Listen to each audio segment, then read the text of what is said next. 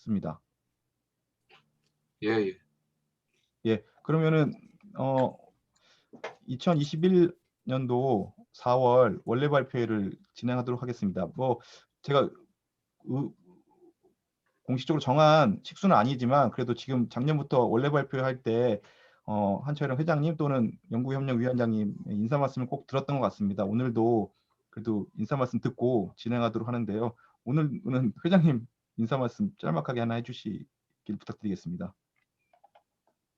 네, 제가 뭐 늘 여기 원래 발표에 참석을 하는데 오늘도 정말 핵심 멤버들이 오신 것 같고 더군다나 이제 이병창 선생님이 오셨기 때문에 뭐 일당백 하시지 않을까 이래서 기대가 크고요. 또 오늘 발표를 해주시는 두 선생님은 또 연구협력위원회에서도 열심히 활동을 해주셔서 너무 감사한 마음이고 막 몇 중의 역할을 하고 계셔서 나중에란 말은 없지만 제가 하여튼 기회 되면 뭔가 응분에 보답을 하도록 빈말이 아닙니다. 저는 한다면 하는 그런 박미천 선생님 항상 고생하시고 뭐 여기 윤태양 선생님도 오시고 김범은 선생님도 오시고 진보 선생님들 오시고 우리 박지영 연구협력위원장님 요즘에 너무 고생하시고 이제 발표 본평 한상원 선생님 한길 선생님 너무 감사하고요. 오늘 주제가 아마 6월에 하게 될 심포 그 민주주의와 연관된 그런 그 예비 뭐 발표라고 해도 좋을 정도로 연관도 있는 것 같기도 하고 매우 흥미로운 주제인 것 같습니다. 그러면서도 한상원 선생님 그렇게 바쁘신데도 막 논문을 몇 개씩 이렇게 그냥 여기저기 이렇게 쓰시는 거 보고 야 역시 다르다 뿌듯하다 뭐 이런 생각이 들고 오늘 발표 같은 잘 듣고 논평도 잘 듣겠습니다. 네, 감사합니다. 예, 그러면 바로 진행하도록 하겠습니다. 발표는 우리 충북대 한상원 선생님께서 해주시는데요. 발표 시간은 뭐 한 3, 40분 정도로 예정하고 그냥 편하게 해주시면 될 것 같습니다. 예, 그러면 한상원 선생님께 마이크를 넘기겠습니다. 예. 3, 40분이군요. 그럼 짧게 해야 되네요. 네, 그러면은 더 크게 하셔도 길게 하셔도 됩니다. 제가 5시 전에만 끝나시. 예. 요약문을 준비를 안 하고 그냥 쭉 읽으려고 생각했거든요. 일단 제가 화면 공유를 할게요. 그 발표문을. 제가 좀 시간이 조금 더 있었으면은 뭐 요약 자료를 좀 준비했으면 좋았을 텐데 못 만들어서. 근데 분량이 좀 길어요. 지금 참고 자료 빼더라도 14페이지라서 한 빠른 속도로 최대한 빠른 속도로 쭉 읽도록 하겠습니다. 보이시죠? 네. 자, 들어가면 제목은 우리 인민. 이거는 이제 미국 헌법에 나오는 We the People of America라는 데서 이제 보통 인민주권을 나타내는 상징적인 표현이라서 가져왔고요. 과연 우리 인민이 도대체 누구인가? 라는 것을 이제 묻고 싶은 그런 기획에서 출발했는데 실제로 보시면 아시겠지만 거기까지 못 갔습니다. 예, 하여튼 빨리 읽도록 하겠습니다. 들어가면 우리 인민은 오늘날 해방적인 고인가? 1989년 11월 9일 발생한 베를린 장벽 붕괴와 이후 독일 통일 과정은 단지 두 분단 국가의 재결합과 하나의 국가 형성이라는 국가주의적 관점에서만 분석될 수 없는 사건이었다. 동시에 기억돼야 할 것은 그러한 통일 과정에서 동독의 주민들이 우리가 인민이다라는 구호를 내세우며 인민의 공화국을 표방하지만 정작 인민의 목소리를 묵살해온 정치체제에 대해 인민 자신의 저항을 보여주었다는 점이다. 즉 분단 독일의 통일 과정은 인민 자신의 정치적 주체화 과정이기도 했다. 한상원 선생님 죄송한데 글자만 조금 더 키워 달라는 요청이 있으셨습니다. 예. 이 정도로 할게요. 그러나 그로부터 30년 이상이 지난 오늘날 사태는 훨씬 복잡하다. 오늘날 우리가 인민이다라는 구호는 시민들에 의한 장벽의 붕괴 그리고 타자에 대한 개방성이라는 맥락과는 동떨어져 있는 것처럼 보인다. 베를린 장벽 붕괴의 도화선이 된 라이프치히의 월요 시위 25주년을 맞아 2014년 드레스덴에서 다시금 월요 시위를 시작한 우익단체 패기다가 이 구호, 그러니까 우리가 인민이다라는 구호를 다시 전면에 내세우고 우익 포퓰리즘 정당 독일을 위한 대안 역시 이 구호를 자신들의 선거 구호로 채택하면서 이 구호는 구동독 지역에서 난민과 이민자의 유입에 반대하고 국경 통제를 요구하는 우익 포퓰리즘 정치 세력의 상징으로 받아들여지고 있다. 한국에서도 이와 유사한 상황이 발견될 수 있다. 국민이 우선이다라는 구호는 그러니까 한국에서는 인민이라는 표현을 못 쓰니까 국민이라는 표현을 쓰고 있죠.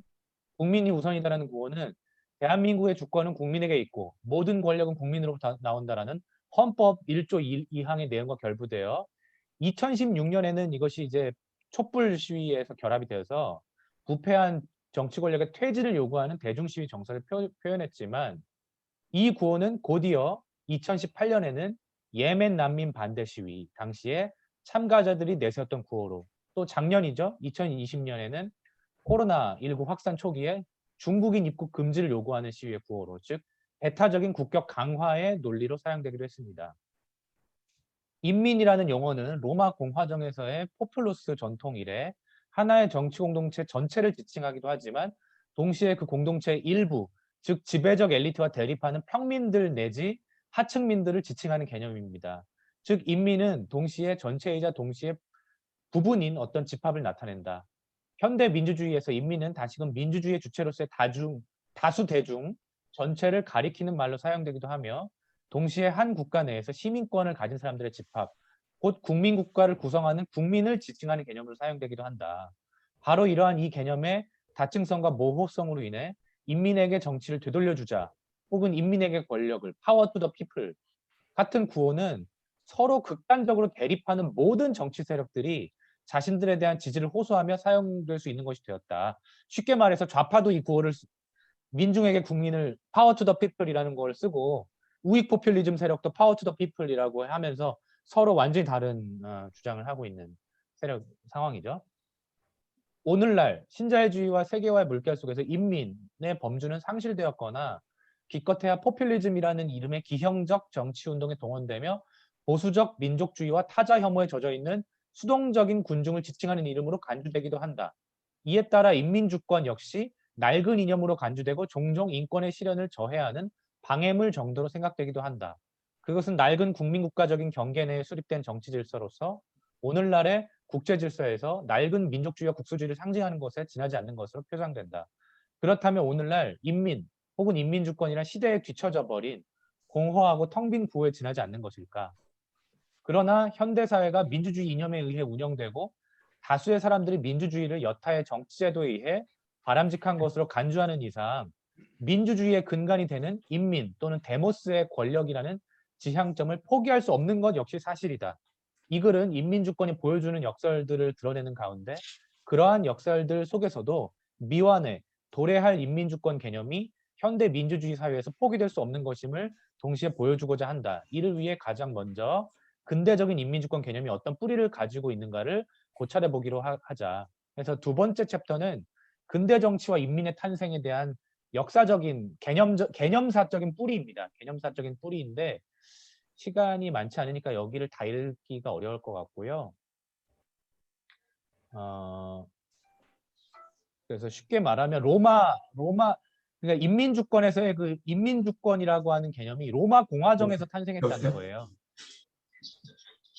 로마 공화정의 그 렉스 게이아, 다시 말해서 그러니까 인민의 승인을 통해서 권력이 정당화되는, 그러니까 인민의 이름으로 수행되는 권력에 대한 승인, 권력을 인민들이 승인해주는 그러한 전통이고, 그렇기 때문에 인민주권이라고 하는 개념이 사실은 굉장히 해방적인 내용도 포함하고 있지만 동시에 인민이 국왕이나 황제를 박수치고 환호해주고 이렇게 승인해주는 그런 굉장히 권위주의적인 어떤 전통도 동시에 이 개념에 내재해 있다라고 하는 그러한 내용을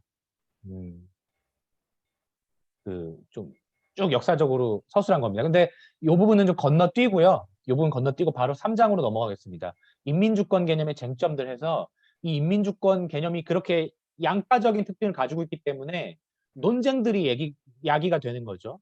그리고 인민주권 개념에 대한 비판들이 나타나고 그 비판들을 좀 직접적으로 살펴보도록 하겠습니다.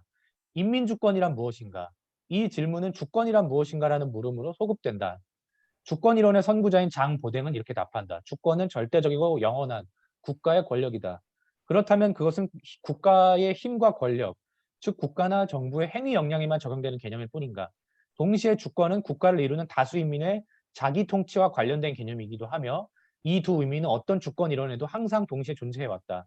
즉 다수에 대한 정당한 지배 실행과 거꾸로 다수에 의한 자율적 자기 통치라는 주권에 상이한 이념들은 현대의 정치적 실천이 작동하는 양극단을 이룬다라고 말할 수 있다. 이렇게 본다면 주권 개념은 일종의 모순적 통일체라고 말할 수 있다. 그 다음에 이 모순적 통일체이기 때문에 발생하는 논쟁에 대해서 좀 살펴보도록 하겠습니다.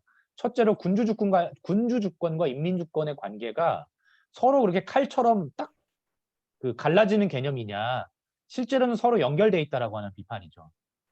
실제로 근대 주권론을 내세운 보댕이나 홉스가 내세웠던 주권 개념도 바로 그 절대왕정의 절대주의 주권 개념이죠. 보댕의 주권론은 종교개혁의 시대, 교회의 권위와 독립적인 세속적 국가 권력의 절대성을 주장하기 위한 시도로 제시된 것이었다. 즉 근본적으로 보댕의 주권론은 종교 권력이라는 중세적 권력 개념에 대한 반대를 함축하고 있었다.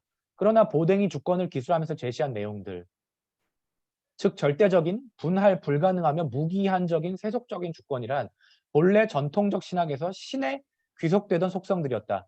따라서 보댕의 주권론은 그것이 반대하던 것을 반복했다고 말할 수 있다. 신의 속성을 빌려 세속군주의 주권을 정당화하는 이러한 방식은 점차 세속화되어 이후에는 신을 대체하여 인민의 이름으로 주권을 정당화하는 설명이 등장한다. 30년 전쟁 이후 교황청은 세속군주들이 맺은 베스트팔렌 조약을 거부해버렸다. 그러자 군주들은 종교개혁과 동맹함으로써 세속적 권력을 늘려나가기 시작한다. 루터 이후의 종교개혁은 교황이 신간직과 세속적 통치권이라고 하는 두 개의 칼을 동시에 쥐려는 바티칸 교회를 공격했으며 기독교 공화정이라는 이념에 벗어나서 종교의 족쇄로부터의 해방된 군주의 권위를 강조했다라는 것이죠. 주권은 그러한 교회의 권위로부터 벗어나려는 군주의 투쟁의 산물이었다는 것이죠. 그러나 언제까지나 종교의 관점에서 주권을 정당할 수는 없었다. 이들의 정당성과 법적 권리를 보장하는 세속적 정부의 주권적 권위에 대한 또 다른 근거를 찾아야 할 필요에 직면했습니다. 여기서 인민이 새로운 기토로 등장하기 시작합니다. 그래서 신을 대체해서 인민을 통해서 군주 주권을 정당화하는 그런 설명이 나타납니다. 이러한 맥락에서 인민주권은 그 개념상 사실상 군주 주권의 세속화된 형태였다고 말하는 것이 가능할 것이다. 또한 앞서 살펴보았듯 인민주권이 렉스 레기아라는 군주의 정당성 획득 방식으로부터 비롯한 것이라면 인민주권과 군주주권의 거리는 생각만큼 먼 것이 아니었다고 말할 수 있을 것이다. 푸코는 프랑스 혁명 과정에서의 인민주권과 군주주권의 연속성을 다음과 같이 주장한다. 이건 푸코 인용문입니다. 프랑스 혁명은 왕을 타도했을까요? 전혀 그렇지 않습니다. 프랑스 혁명은 왕의 과업을 완수했으며 그 진실을 글자 그대로 말했습니다. 프랑스 혁명은 군주제의 완수로서 일쾌합니다. 왜냐하면 프랑스 혁명으로 등장한 인민주권이란 결국 군주주권이라고 하는 것이 완성된 형태로 인민의 절대적인 동의에 의해서 자코뱅의 독재가 정당화되지 않습니까? 그러한 방식으로, 즉 푸코에 따르면 인민주권의 길을 닦았다라고 알려진 프랑스 혁명은 실은 인민주권을 통해 군주제에 선포된 주권 개념을 완성한 것이었다. 프랑스 혁명이 절대주의 주권을 완성했다라는 관점은 아렌트에게도 발견된다. 그녀에 따르면 프랑스 혁명은 종래의 절대주권을 대체하는 새로운 절대자의 등장으로 규결되었다. 그것은 국민국가의 이름으로 수행된 혁명적 독재에서 분명히 드러난다. 혁명은 새로운 권위주의와 폭력으로 규결되고 말았던 것이다. 인민은 그들이 혁명의 주체로 호명되는 사이 그러한 혁명적 독재 권위를 승인하는 존재로 전락했다. 인용문 건너뛰고요. 자코뱅은 정부 형태에 대한 질문을 던지지 않고 인민에 의한 독재를 선언했다. 이 때문에 프랑스 혁명은 애초의 목표인 공화정 정부의 수립에 도달하지 못하였는데 이는 만장일치를 통해 동질적 인민의 의지를 형성하려는 그들의 의도가 공화정이라고 하는 정부 형태와 양립 불가능한 것이었기 때문이다. 루소는 이처럼 동질적인 인민의 의지를 형성하겠다는 자코뱅의 목표를 표현해줄 이론적 수단을 가지고 있었고 이 때문에 자코뱅은 다수의 의지를 하나로 만들어낸다는 루소의 일반 의지론을 쉽게 끌어들일 수 있었다.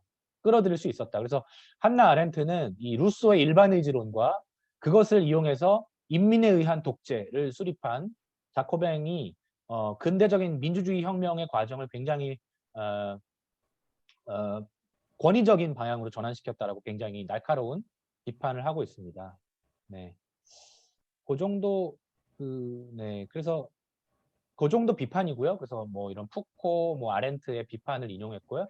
그 다음에 또 두 번째 인민주권에 가해지는 비판은 이번에는 내셔널 소버렌티, 국민주권하고 인민주권, 포퓰러 소버렌티라고 하는 게 사실은 일상적으로는 거의 동의어로 사용되고 있는데 이것이 나타내고 있는 인민주권 개념의 한계에 대해서 또 비판이 쏟아집니다. 이 두 번째 비판도 아렌트에 의해서 이제 제기가 되는데요. 쉽게 말하면 이 부분은 다 읽지 않고 좀 쉽게 간단하게 언급을 하면 국민주권이라고 하는 것은 결국은 국민국가의 틀 안에 갇혀 있는 주권일 수밖에 없고 그렇다면 결국은 외국인이나 난민에 대한 배타적인 배제에서 기원할 수밖에 없고 그렇기 때문에 국민주권과 동일시되는 인민주권이라고 하는 것은 결국 국민국가에 의한 국경통제 그리고 난민에 대한 추방, 우익 포퓰리즘을 강화하는 것이 아닌가라고 하는 그런 비판입니다. 이것도 이제 그 전체주의의 기원이라고 하는 책에서 아렌트가 제기하고 있는 그런 비판이죠. 네, 그래서 이 부분만 읽을게요. 인민주권이란 이렇게 국민국가라는 배타적 정치 공동체에 소속된 사람들을 위한 배제의 논리, 차별의 논리에 지나지 않는 것일까? 그렇다면 우리는 인민주권 개념을 기각해야 되겠죠. 그렇다면 특정한 경계를 가질 수밖에 없는 인민이라는 개념이 정치적 해방의 집단적 주체로 설정되거나 사실상 국민국가의 배타성의 논리를 뒷받침할 뿐인 인민주권이 민주주의 정치의 유효한 작동 원리로 간주되는 것은 더 이상 무의미한 일이 될 것인가. 그런데 이제 저는 다음 절에서 우리는 이러한 의구심 속에서도 인민 내지 인민주권의 범주를 재사유해야 한다는 주장을 펼치는 논제들을 살펴보면서 인민과 인민주권 개념이 여전히 잠재력을 가진 것인지 검토해보고자 한다. 이런 논의를 이제 진행하려고 합니다. 그래서 네 번째 챕터의 제목은 구성적 데모스는 가능한가 이렇게 잡았는데 거기에 대해서 제가 3명을 인용을 했어요. 3명의 학자를 인용했는데 첫째는 라클라우고요. 그 다음에 둘째는 발리바르입니다. 그 다음에 세 번째가 주디스 버틀러인데요. 이 3명의 학자를 제가 인용을 했는데 이 4장은 빠르게 한번 좀 읽어보도록 하겠습니다.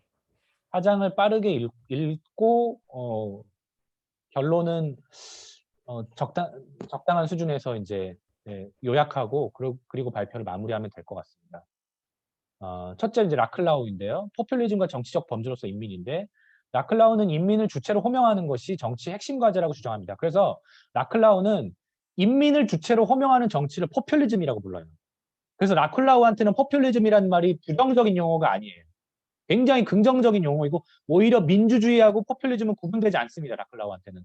왜? 포퓰리즘이라고 하는 거는 포퓰러, 인민적인 정치다. 이런 것이기 때문에. 그래서 라클라우는 인민을 주어진 사회적 범주가 아니라 소셜 범주가 아니라 헤게모니적 실천에 의해 구성되어야 할 폴리티컬, 정치적 범주를 규정합니다. 그래서 라클라우에게 인민을 주체로 호명하는 정치는 곧 포퓰리즘을 의미합니다. 현대 정치에서 조롱과 비난의 대상이 되는 포퓰리즘을 강하게 긍정함으로써 라클라우는 인민을 중심으로 한 정치에 관한 사유가 민주주의에서 핵심이 되어야 함을 주장하고 있습니다. 라클라우에 따르면 근현대 정치 철학에서 종종 발견되는 포퓰리즘에 대한 비난과 조롱은 대중에 대한 편견과 모욕에서 비롯한 것입니다. 이에 반해 라클라우는 포퓰리즘은 정치적인 것 자체의 존재론적 구성에 관한 어떤 것을 이해하기 위한 왕도라고 주장합니다. 여기서 정치적인 것의 존재론적 구성이란 무엇인가? 그것은 인민의 주체를 호명과 어떤 관련을 갖는가? 라클라우는 다양한 사회적인 요구들이 특정한 역사적 순간에 등가적 접합을 통해 광범한 사회적 주체성을 구성하는 인민적 요구들로 전화되며 이는 잠재적 역사적 행위자로서 인민을 구성한다라고 주장합니다. 그러니까 인민은 구성되는 정치적 주체이지 미리부터 주어진 개념이 아니라는 것이죠. 이러한 사회적 요구들이 인민적인 요구들로 전환된 등가적 접합을 통해서 접합되면서 보편적인 기호가 될 때 보편적인 인민이라고 하는 정치적 주체가 구성되는 것이지 그리고 이렇게 인민을 구성하는 정치적인 행위를 헤게모니적 실천이라고 부르는 것입니다. 그람시를 따와서 그래서 그 정도 설명하면 라클라우드 넘어가도 되지 않을까 싶긴 한데요. 거의 다 나머지는 네. 예, 사실 라클라우 내용이 그렇게 많지 않아서 그 정도 설명을 하고, 네. 라클라우 부분 맨 마지막 문단만 볼게요. 그래서 라클라우는 이러한 논의를 통해 망각된 인민적 정치의 전통을 부활하는 것을 오늘날 급진 민주주의의 핵심적 과제로 제시한다. 그리고 인민적 동일성을 창출하고 집합적 행위자로서 인민을 호명하는 행위는 결코 전체주의적인 예속을 의미하는 것이 아니라 정치적인 것의 본질적인 민주주의적인 헤게모니적 실천을 의미한다. 왜냐하면 라클라우가 보기에 정치는 적대의 공간이며 인민은 그러한 적대 속에 구성되는 정치적 행위의 집합적 담지자로서 유의미한 존재이기 때문이다. 오히려 인민을 주체로 호명하기를 거부하고 집합적 주체의 적대적 실천을 사유하기를 거부하는 현대 정치 이론들의 편향 때문에 주요 이제 자유주의가 주로 그렇죠. 오늘날 인민 내지 인민주권이라는 기표는 우익 포퓰리즘의 전유물이 되었다. 이 때문에 라클라우는 포퓰리즘과 인민을 두려워할 것이 아니라 급진 민주주의적으로 재사유할 것을 주장한다. 그 다음에 두 번째는 발리바르입니다. 발리바르는 인민주권이 실제로 이중적이다라고 하는 것을 인정해야 한다라고 보면서, 그러나 그렇다고 해서 인민주권을 폐기할 것이 아니라 거기에서 오히려 해방적인 정치의 가능성을 찾아야 한다라고 주장합니다. 오히려 어떻게 보면 현대 민주주의적인 인민주권 개념을 내재적으로 비판한다, 이렇게 볼 수 있을 것 같습니다. 발리바르는 국민주권과 인민주권의 불가피한 상호결합을 인정하면서도 양자의 간극을 이용해서 새로운 정치체에 대한 권리를 요구하는 시민권의 정치를 전개하고자 시도한다. 먼저 발리바르는 인민 개념의 이중성을 지적한다. 인민이라는 개념에는 에트노스, 즉 배타성을 갖는 혈연적 집단이라는 상상적 공동체로서의 의미와 함께 데모스, 즉 대표와 결정, 권리들을 수행하는 정치적 공동체의 집합적 주체라는 의미가 동시에 포함되어 있다는 것이죠. 그러니까 에트노스라고 하는 개념은 굉장히 배타적인 개념이잖아요. 종족적인 개념이고, 에스니커라는 개념이고, 데모스라고 하는 개념은 정치적 주체, 주체와 양식과 관련된 개념이잖아요. 그렇기 때문에 이로 인해서 인민이라고 하는 개념은 언제나 내적 긴장 속에 존재할 수밖에 없다는 것입니다. 그런데 발리바르는 이러한 긴장 관계를 이해하는 것이 중요하다고 말합니다. 오늘날 특정한 시민적 권리들은 특수한 국민적 소속과 관련되어 존재합니다. 반면에 이러한 소속을 혈연적 에트노스의 측면에서 강조하게 되면 국민적 동일성의 배타적 추구와 이로 인한 사회적 아파르트헤이트로 귀결될 수밖에 없겠죠. 그럼에도 발리바르는 에트노스와 데모스 중 하나를 포기하는 것이 불가능한 현실의 상황에서, 포기할 수 있으면 좋은데 국가라고 하는 것 자체를 완전히 포기하고 뭐 칸트식의 세계 시민 공화국으로 당장 나아갈 수 있으면 좋겠는데 그게 당장은 안 되잖아요. 불가능하잖아요. 그게 불가능한 현실의 상황에서 양자의 관계를 어떻게 설정할 것인가의 문제를 지속적으로 제기해야 한다고 주장한다. 즉 단순하게 국민국가의 혈연적 배타성에 반대한다라고 선언하는 것만으로 곧장 국제주의적인 데모스의 정치가 도출되는 것은 아니다.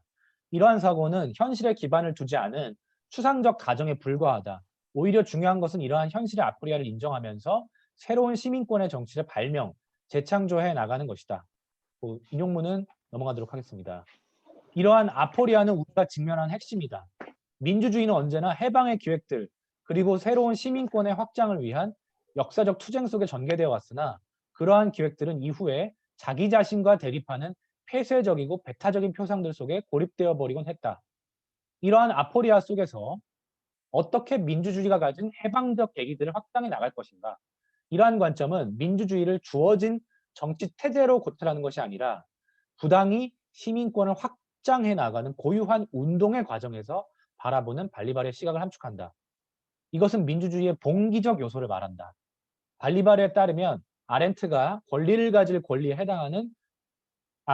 말한 권리를 가질 권리에 해당하는 정치체에 대한 권리란 모든 민주주의의 건설 또는 헌정 내지 구성, 같은 단어죠. 컨스티튜션에 해당과 분리될 수 없는 구성적 요소인데, 이것이 의미하는 바는 민주주의란 정의상 상위의 권위에 의한 지위의 부과 및 기능의 배분으로 구성되는 것이 아니라 인민, 데모스의 직접적이거나 간접적인 참여와 개입에 의해서만 구성된다는 것을 가리키는 민주주의의 봉기적인 요소인 것이다.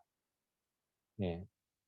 따라서 문제는 에트노스와 데모스의 동일성 내의 차이들, 하나의 개념 내부의 긴장을 직면하고 바로 이 긴장이 에트노스와 동일성 속에서도 폐쇄성에 고착되지 않은 가운데 데모스의 구성적 역량이 실현될 수 있는 해방적 정치에 변증법적 운동이 출현할 수 있는 계기가 됨을 이해하는 것이다. 다른 말로 하면 발리바르는 인민주권과 국가주권 사이에 또는 민주주의적 요구와 공적 권력의 구성 사이의 변증법을 이해해야 한다고 말합니다. 인민주권은 언제나 그것이 가능한 제도적 틀로서 국가주권을 요청한다. 동시에 국가주권은 자신을 승인할 수 있는 인민적 토대를 필요로 한다. 이러한 사실은 인민주권이 국가 또는 국민주권과 결부되어 있기 때문에 인민의 신민으로의 예속과 배타적 경계의 강화라는 귀결을 낳는다는 것일까? 물론 그렇다. 그러나 이로부터 동시에 직면해야 할 사실은 국가주권이 인민주권으로부터 자신의 기초를 발견해야 하는 근본적 제한 속에 놓여 있다는 것이며, 그러니까 국가주권은 전능하지 않다는 것이죠. 인민주권으로부터 자신의 기초를 발견해야 한다는 근본적 제한 속에 놓여 있다는 것이며, 이는 스피노자적인 의미에서 국가나 정부가 최종적으로 두려워해야 할 대상은 다름 아닌 인민들이라는 것이다. 따라서 인민주권이 나타내는 인민들의 봉기적이고 동시에 구성적인 컨스티튜셔널 헌정을 정초하는 그러한 운동은 국가주권의 운명을 결정할 수 있는 근본적 심급이다. 이러한 맥락에서 발리바르는 민주주의적 시민권에 대한 인민주권의 우위를 주장한다.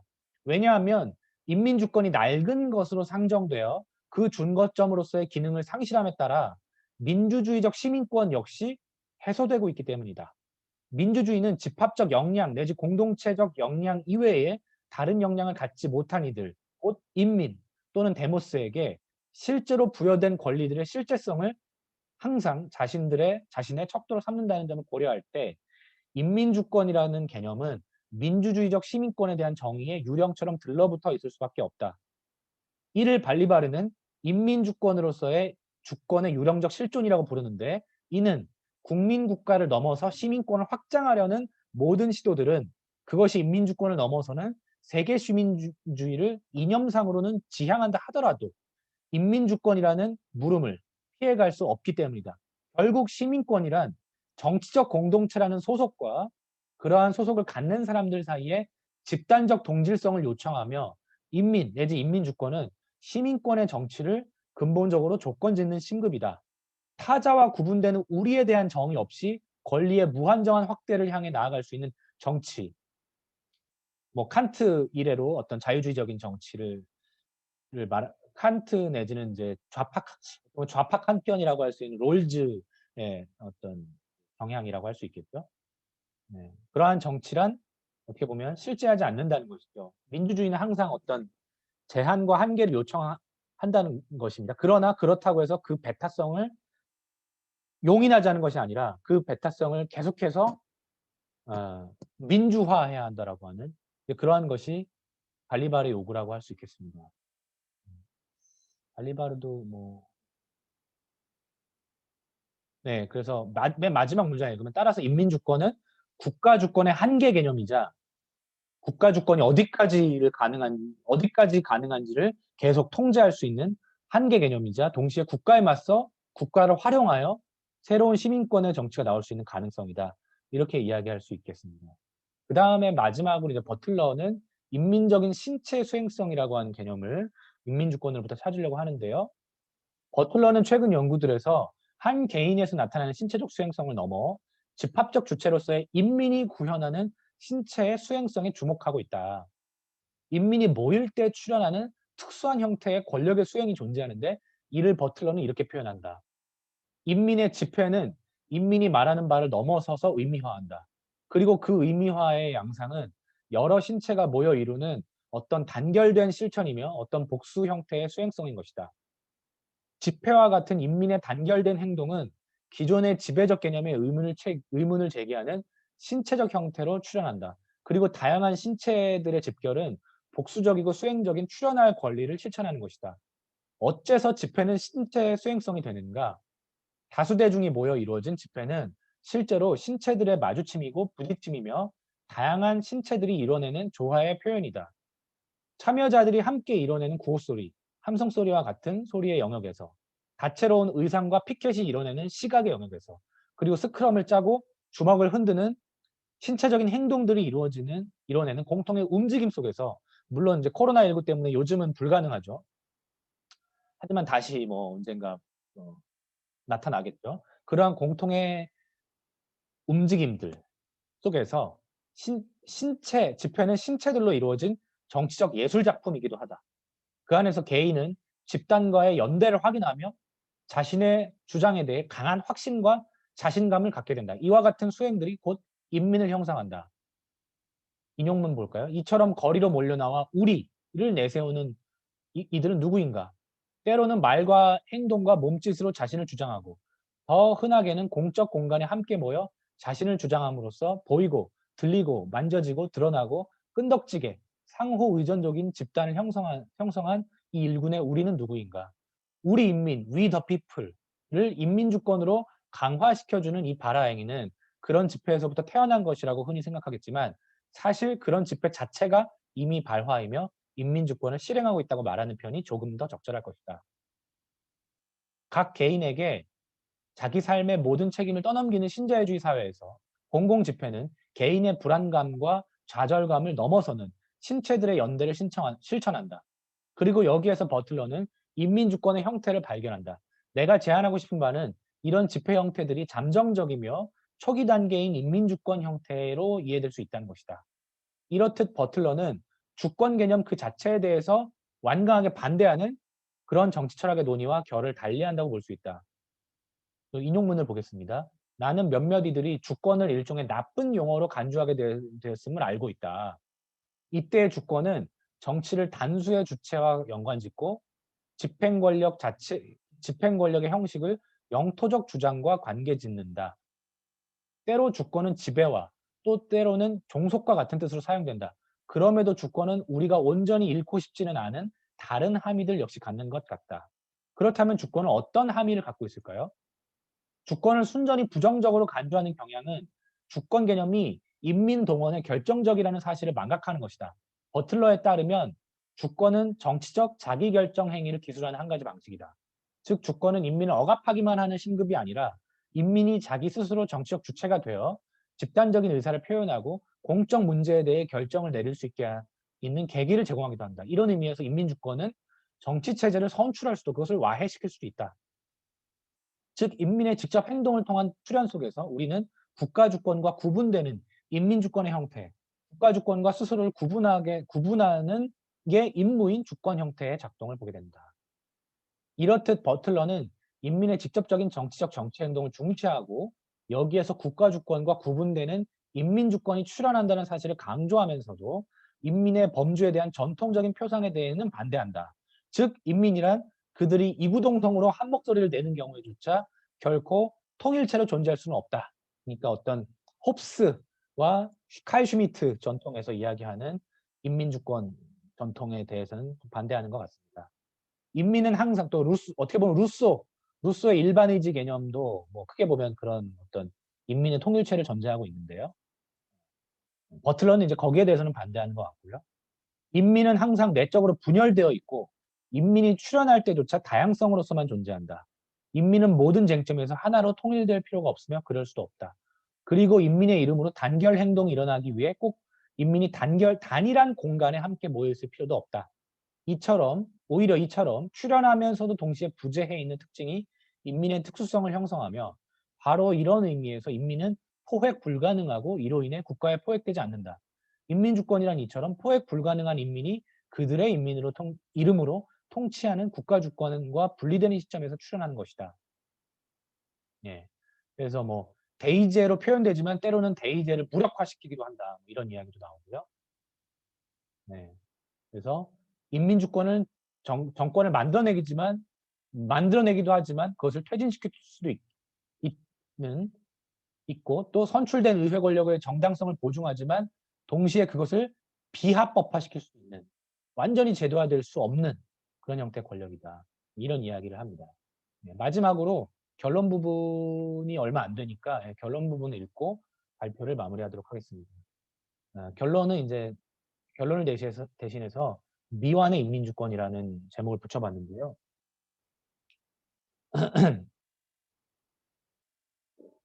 우리는 인민, 그리고 인민주권 개념이 갖는 이중성과 그로 인한 역설에 대해 살펴보았다. 인민주권은 민주주의의 핵심으로서 통치자와 피통치자의 동일성을 담은 이념이기도 하지만 동시에 군주주권의 연속성 속에 탄생했다는 태생적인 한계를 지니고 있으며 정치 권력의 권위를 승인해주는 수동적인 역할을 담당하기도 하고 국민주권과 동일시되어 국민국가의 경계를 강화하는 논리로 이용되기도 한다. 즉, 뭐 생각해보면은 미국의 트럼프나 어떤 굉장히 강력한 주권적인 독대를 수행하려고 하는 뭐 터키의 에르도안이라든지 이런 정권들도 우익 포퓰리즘의 관점에서 인민이라고 하는 기표를 동원해서 자신들의 지배를 정당화하지 않습니까? 자신들의 통치 권력을 또 강화하려고 하고, 즉 인민주권은 지배로부터의 해방을 담은 이념이면서 동시에 새로운 지배를 정당화하거나 차별과 배제를 폭력을 낳기도 한다.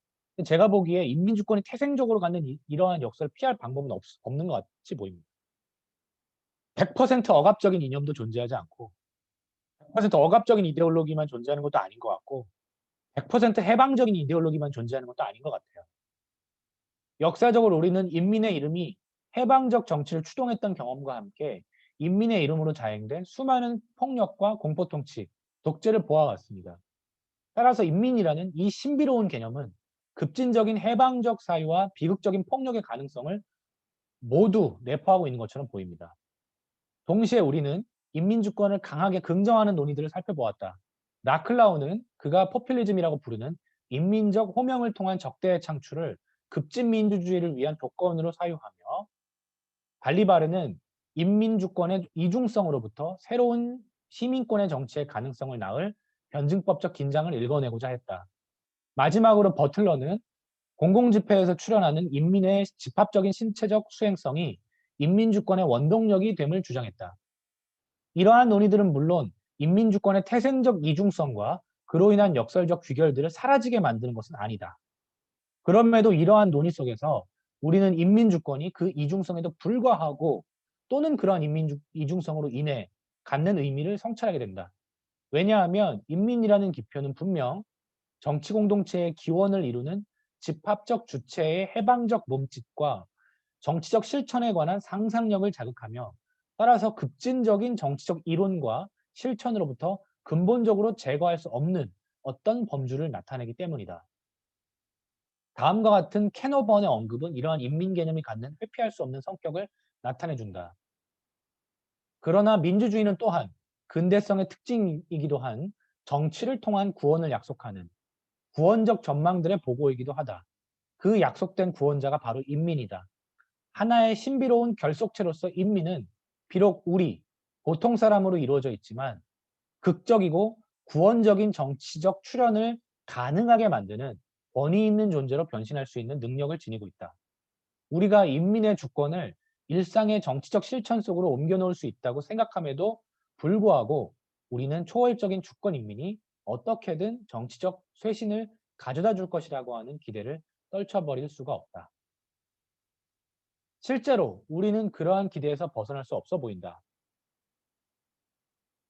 그러니까 인민의 이중성에도 불구하고 어떤 초월적인 주권 인민이 어떻게든 정치적, 그것이 실제로는 판타지에 불과하다 하더라도 그것이 어떻게든 정치적 쇄신을 가져다주고 현재에 대한 어떤 돌파 지점을 만들어내지 않을까라고 하는 그런 기대에서 벗어날 수 없는 것처럼 보입니다.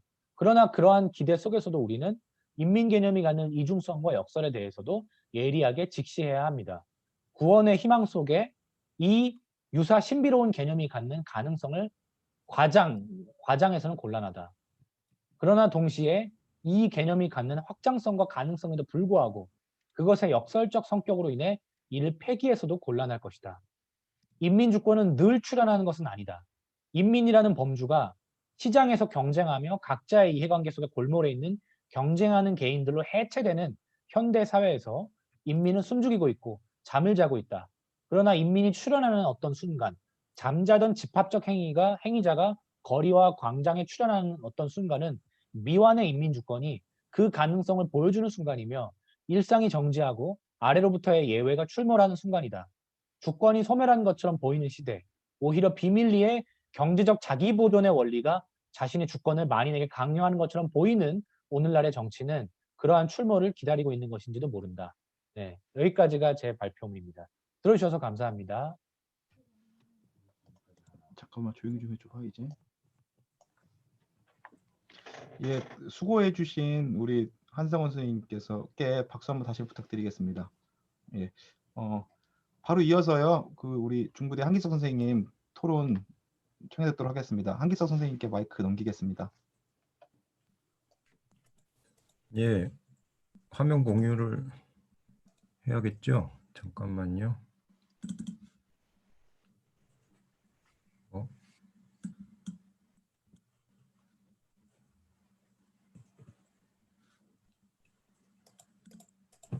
이게 아닌데.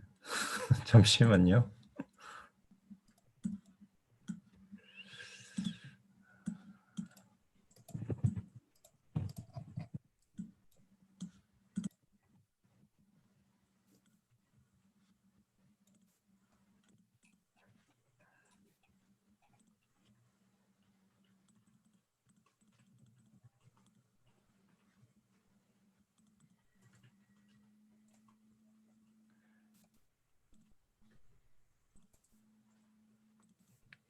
예, 보이시죠? 논평을 맡은 한기석입니다. 한성원 선생님이 재미있는 글을 주셔가지고 흥미있게 읽었는데요. 논평부는 제가 그렇게 잘 쓰지를 못한 것 같아요. 한성원 선생님만큼요. 일단은 읽어보겠습니다. 얼마 분량은 안 되고요. 우리 인민은 누구인가? 정치의 가능성과 한계로서 인민주권에 대한 논평. 우익 포퓰리즘의 확산과 더불어 최근 인민주권이란 나쁜 것이라는 심증이 새롭게 퍼져가고 있다. 인민주권에 대한 실망 섞인 평가에도 불구하고 우린 여전히 그것에 대한 기대를 저버리지 못한다. 켄 오번의 말처럼 우리는 초월적인 주권 인민이 어떻게든 정치적 쇄신을 가져다 줄 것이라는 기대를 떨쳐버릴 수가 없다. 한성원 선생도 여기에 1차적으로는 동의하고 있다. 하지만 그는 그러한 기대 속에서도 우리는 인민 개념이 갖는 이중성과 역설에 대해서도 예리하게 직시해야 한다고 말한다. 저자에 따르면 인민주권은 역설적 개념이다. 인민주권은 해방의 잠재력을 지닌 동시에 지배와 배제의 요소도 함축하고 있다. 인민주권은 군주의 절대적 지배권을 거부하면서 해방의 공동체를 창건하기도 했지만 군주를 대체한 새로운 권력 집단을 승인해주는 지배의 수단으로 작용하기도 했다. 또한 최근 인민주권은 국민 우선이라는 구호와 더불어 이민자와 난민 등 이질적 민족 구성원들에 대한 시민권을 축소하거나 거부하려는 정치적 실천 속에서 새롭게 호명됨으로써 타자에 대한 배제와 억압의 수단으로 등장하고 있다. 이러한 상황에서 우리는 인민주권의 새로운 형식을 어떻게 마련해야 하는가라는 문제에 직면하게 된다. 저자는 이런 물음에 대한 답변을 모색하는 작업 이전에 우선 인민주권 개념의 역설적 형상에 대한 논의를 전개한다. 그 과정에서 저자는 인민주권이 군주주권을 승인해주는 역할을 자임함으로써 둘 간의 연속성이, 그러니까 어두운 연속성이죠. 이 연속성이 역사적으로 존재했음을 보여주었고 혁명을 통해 성립된 공화정부도 절대군주를 대체한 새로운 절대자로서 인민을 옹립함으로써 인민주권이 정부의 독재적 권위를 정당화하는 수단으로 전락했음을 서술했다. 이 부분은 이제 그 아렌트의 혁명론에서 주로 프랑스 혁명에 대해서 비판하는 부분을 인용하시면서 이제 서술을 그렇게 한 것 같습니다. 또한 인민주권이 국민국가의 성립 과정에서 타민족 구성원을 억압하고 배제하는 폐쇄적 개념으로 이용되었음을 적시하였다. 하지만 저자는 인민주권의 어두운 역사에도 불구하고 그것의 가능성을 포기하지 않는다. 한상원 선생은 라클라우, 발리바르, 버틀러의 작업을 소개하면서 인민주권 개념의 재사유를 시도한다. 라클라우는 정치적 실천 속에서 인민을 구성하는 정치를 해야 한다고 주장한다. 그에게 정치란 적대의 공간에서 이루어진다. 즉 정치란 프랩스가 자신들의 요구를 배제하려고 하는 기성 권력의 적대함으로써 하면서 자신들의 특수한 요구를 보편적인 것으로 만드는 과정이며 그 가운데 프랩스는 자신을 구체적 계층에서 보편적 인민으로 구성한다. 라클라우의 이론을 통해 우리는 인민주권이 간직한 민주적 해방의 잠재성을 상기할 수 있다. 하지만 그의 설명은 우익 포퓰리즘적 정치 운동을 승인하는 데 활용될 수 있지 않을까? 이게 이제 제 질문입니다. 국민 우선이라는 우익 포퓰리즘의 구호는 이민 노동자를 받아들이면서 저임금 고실업의 자본주의 체제를 유지하려는 현존 기득권 세력에 대한 그 적대적 연합을 가능하게 한다. 그 가운데 배제된 이른바 이제 트럼프와 브렉시트를 지지했던 영국이나 미국의 서민 계층, 이러한 배제된 프랩스는 우리 국민이라는 정치적 주체를 창출했다고 볼 수도 있지 않겠는가. 발리바르는 인민주권의 이중성으로부터 새로운 시민권의 정치적 가능성을 낳을 수 있는 변증법적 긴장에 대해 논의하고 있다고 하지만 글쎄요, 논평자인 저의 아둔함으로 인해서 그런 긴장은 잘 보이지 않았습니다. 이 부분에 대해서 좀 설명을 좀 해주시기를 부탁드립니다. 다만 에트노스적 정치와 데모스적 정치 간의 난문을 해결할 수 있는 새로운 시민권 정치가 필요하다는 그 당위적 주장에 머무르고 있는 듯하다. 저는 발리바르가 이제 그런 식으로 그냥 당위에 머무르고 있다라고 좀 보여요. 거기에 대해서 좀 말씀을 해주시면 고맙겠습니다.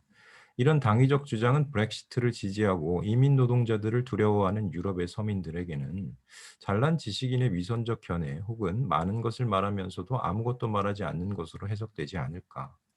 버틀러는 국민주권과 구분되는 인민주권이 실제 집회 현장에서 작동하고 있고 목격할 수 있음을 강조하였다. 그렇지만 여기서 발견되는 인민 혹은 인민주권은 통일체로서 존재하는 것이 아니라 다양성으로 존재한다고 한다. 또한 인민주권은 투표를 통해 대의제 권력을 선출하기도 하지만 대의제 권력을 무화시킬 수 있다는 점에서 제도화된 국가주권과 단절적 요소를 지니고 있다고 말한다. 여기 이제 해방적 잠재력이 있다라고 이제 보는 것 같습니다. 인민주권은 완전히 제도화될 수 없는 형태의 권력이며 그것은 어떤 민주주의적 질서에 의해서도 결코 완전히 포섭될 수 없다. 저자의 말대로 버틀러의 이런 관점은 인민주권의 역동적 구조를 통찰하게 해준다. 하지만 다양성의 형상 속에서 등장하는 인민주권들이 갈등과 충돌을 거듭할 때 우리는 과연 어떤 주권을 정당한 것으로 말할 수 있을까? 뭐 예를 들자면 서초동 그 법원청사 앞에서 결집을 했던 그 인민들과 그런 결집에 대해서 냉소하고 비판적인 입장을 보여줬던 다른 그 청년 세대라고 할까요? 다른 세대 그 사람들의 그 인민들의 입장, 이 두 개의 인민들이 갈등과 충돌을 거듭할 때 우리는 과연 어떤 것을 보편적 주권으로서, 보편적 인민 주권으로서 정당하게 승인할 수 있을까? 이 문제에 대해서 좀 의견을 듣고 싶습니다. 끝으로 좋은 논문을 읽게 해주셔서 한상원 선생님께 대단히 감사를 드리고 앞으로도 계속 이런 좋은 글 열심히 좀 써주세요. 이상으로 논평을 마치겠습니다. 예, 겸양과는 달리 좋은 논문에 상응하는 정말 잘 정리된 논평문이었습니다. 개인적으로 정말 잘 봤고요. 예, 일단은 그 토론문 써주신 우리 한길석 선생님께도 큰 박수 부탁드리겠습니다. 예, 그러면 그 한길석 선생님께서 몇 가지 질문을 해주셨는데요. 그거에 대한 답변을 이제 한상원 선생님께서 해주시고요. 그 답변을 듣고 또 다른 질문, 추가 질문에 대한 얘기를 한길석 선생님께서 해주시고 이어서 이제 토론으로 넘겨가도록 하겠습니다. 우선 다시 한상원 선생님께 마이크 넘기겠습니다. 예, 그 박민철 선생님 말씀 그대로 정말 좋은 논평문 써주셔서 제가 한국도 선생님한테 감사를 드립니다. 제가 쓴 글이 이렇게 잘 요약이 되는 걸 보니까 제가 더 딱 뭔가 공부가 되는 느낌이에요. 제가 쓴 글을 요약한 걸 보니까. 네. 하여간 감사하고요. 질문에 대해서 제가 좋은 답변을 할 수 있는 능력이 될지 모르겠는데 크게 이제 제가 라클라우, 발리바르, 버틀러를 인용을 했는데 그들 각각에 대한 이제 질문을 해주셨으니까 그 세 가지에 대해서 이제 답을 하자면은요, 라클라우가 우익 포퓰리즘을 정당화할 위험이 있지 않을까? 예, 그렇습니다. 실제로 그렇고요. 네, 거기에서 라클라우나 아니면은 최근에 그 좌파 포퓰리즘을 위하여 쓴 그 샹탈 무페의 라클라우나 무페 포퓰리즘론이 가지고 있는 위험성과 장점이 다 있는 것 같아요. 그러니까 장점은 뭐냐면, 장점부터 이야기를 하자면 포퓰리즘을 그러니까 포퓰리즘에 대해서 기존에 나와 있는 대부분의 시각들은 뭐냐면, 포퓰리즘은 무조건 나쁜 거고, 포퓰리즘은 어떤 기형적인 정치 체제고, 나쁜 거고, 척결해야 될 어떤 것이고, 어떤 파시즘이고, 그거는 파시즘과 같은 거죠. 그렇다면은 그런 이 어떤 태도에서는, 그런 태도는 자유민주주의를 그러면 완성된 걸로 보고, 거기에 대립하는 우익 포퓰리즘은 마치 어떤 자유민주주의를 위협하는 파시즘으로 보고, 이런 구도에서는 그렇다면 왜 그토록 많은 사람들이 브렉시트에 찬성표를 던졌을까? 노동자들도. 또는 왜 많은 사람들이, 미국의 노동자들이 트럼프에게 표를 던졌을까?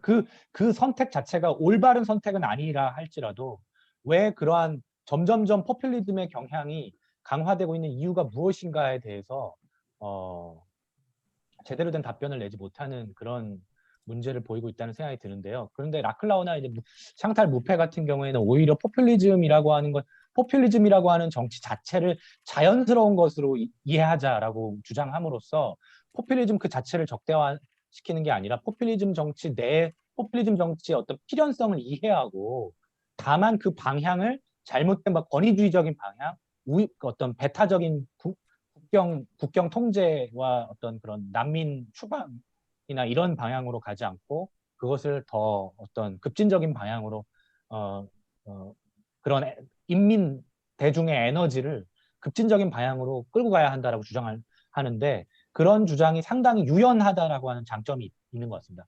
그러나 반대, 조금 비판적으로 보자면, 물론 거기에는 그렇다면 포퓰리즘 정치의 어디까지를 우리가 긍정할 것인가, 좌파 포퓰리즘이라고 하더라도 위험성이 있지 않은가라고 하는 어떤 그런 여러 가지 논쟁점들이 여전히 존재하는 것 같습니다. 이 부분은 뭐 아마 6월 심포 때 더 다뤄지지 않을까라는 생각합니다. 6월 심포가 포퓰리즘 주제니까요. 두 번째, 발리바르에 대해서는 저는 거꾸로 최근에 발리바르를 많이 좀 인용을 하는 편인데, 발리바르가 굉장히 현실적이어서 좋아요. 왜냐하면 제가 가지고 있는 제가 어떤 가지고 있었던 굉장히 어떤 막스주의적인 그런 어떤 급진적인 비판들을 완전히 차단하지 않으면서도, 그러면서도 동시에 어떤 현대 주권 권력의 어떤 이중성 같은 것을 이중성이 갖는 불가피한 측면들을 현실적으로 직면하면서, 현실적으로 직시해야 한다라고 보면서, 그 안에서 어떤 해방의 정치를 내재적인 비판으로 제기해야 한다라고 하는 발리바르의 주장이 저는 오히려 현실적이어서 급진성을 잃지 않고 있는 것 같지만, 그러나 현실적이어서 많이 인용을 하고 있는데, 그러나 그럼에도 불구하고 어쨌건 데모스, 어떤 국경의 민주화, 아니면 어떤 시민권의 정치, 인권의 정치, 이런 발리바르의 주장들이 당위에 그치고 있는 것이 아닌가라고 하는 주장은 그럼에도 불구하고 또 나름의 또 타당성을 가지고 있겠구나. 왜냐하면 실제로 그것이 어떻게 구현될 것인가에 대해서를 이야기를 하려면 굉장히 훨씬 더 내밀하고 구체적인 이야기를 해야 되는데, 발리바르가 거기까지는 이야기를 하지 않기 때문에, 대신에 제가 현실적이라고 느끼는 이유는, 어쨌건 발리바르는 어떤 전통적인 막스주의가 강조해왔던 여러 가지 오늘날의 조건에서 불가능한 지점들을 과감하게 그것들을 폐기하면서 굉장히 현실적인 방식으로 포스트 막스주의를 주장한다는 점에서 조금 저는 막스주의와 포스트 막스주의의 경계에서 발리바르를 많이 인용하고 있는 편인데요. 예, 그렇습니다. 그 다음에 마지막으로 버틀러에 대한 질문에서는 어떤 주권인가에 대해서 버틀러가 뭐라고 할지는 제가 잘 모르겠어요. 저도 버틀러 공부가 짧기 때문에. 근데 제가 말할 수 있는 거는 서초동, 이거 한번 오늘 토론해봤으면 좋겠는데, 서초동이냐 아니면 비서초동이냐. 서초동의 참여하는 거 그때도 이제 저 연구협력위원회에 있었는데 한철원이 서초동에 가야 되는 거 아니냐라는 주장도 있었어요. 그때 조국소 때 한철원이 깃발 들고 서초동에 가야 되는 게 아니냐. 그리고 실제로 한철원의 몇몇 선생님들은 가셨어요. 그리고 이제 이제 6월 그 포퓰리즘 토론회에서 제 발표에 논평을 맡아주신 김성우 선생님 같은 경우에는 실제로 포퓰리즘론을 인용해서 서초동 집회를 옹호하는 관점에 계시거든요. 저는 조금 생각이 다르고요. 저는 그것은 근데 저는 그것은 어떤 보편적인 인민주권의 예컨대 2016년 촛불 시위와 같은 그러한 형태의 보편적인 인민주권의 발현이라고 보기 어렵다고 보는 편이고요. 오히려 그것이 또 다른 배제를 낳기 때문에 이거 좀 뭐 하고 있는데 또 다른 배제를 낳고 있기 때문에 원래- 오히려 그것으로 인해서 그러한 서초동 집회와 특정 세대의 어떤 무비판적인 조국에 대한 방어가 청년 세대들이 오히려 더 우익 포퓰리즘적인 관점에서 더 보수를 지지하게 만드는 그런 어떤 효과를 내지 않았는가라고 생각을 합니다. 두서없는 답변을 해서 대단히 죄송합니다. 일단 답변은 여기까지 하고 조금 더 토론할 수 있었으면 좋겠습니다. 예, 한길서 선생님, 한상원 선생님 답변에 대한 뭐 보충 질문이나 있으신가요? 예, 그 보충 질문이라고 보기는 좀 그렇고요. 그 마지막에 이제 말씀하셨던 보편적 인민주권의 그 등장이라는 차원, 그걸 과연 목격할 수가 있을까라는 차원이 이제 문제가 좀 될 것 같은데요. 항상 그 인민주권에 대한 논의를 하게 되면 항상 맞닥뜨리는 것이 이제 루소의 일반 의지 개념이라는 것이 갖고 있는 그 독재의 함축, 항상 이제 토크빌이 항상 우려하고 있었던 이런 독재의 그 함축이라는 독재의 가능성이라는 이 부분이 우리 그 정치 철학 또는 해방의 가능성을 긍정하는, 인민의 해방의 가능성을 긍정하는 사람의 입장에서도 항상 위험 요소로 다가오는데, 사실은 뭐 그래서 이제 버틀러가 뭐 그 인민주권이라는 것은 통일적이지 않고 굉장히 다원적인 형태로 나타나는 것이다라는 식의 이제 얘기를 하고 있는 것 같고요. 그것을 섣불리 이념화하는 것은 아무래도 좀 위험하지 않겠는가라는 입장인 것 같습니다. 그런 입장은 하버마스도 절차로서의 인민주권이라는 그 논문에서 이야기했던 바였던 것 같아요. 같은 착상을 공유하고 있어서 하버마스도 인민이 보유하고 있는 이 주권 권력이라는 것을 어떻게 이제 대의제 제도 하에서 현대 대의민주주의 체제 하에서 어떻게 이해하고 활용해 볼 수 있을까라는 문제를 이제 다루어 봤는데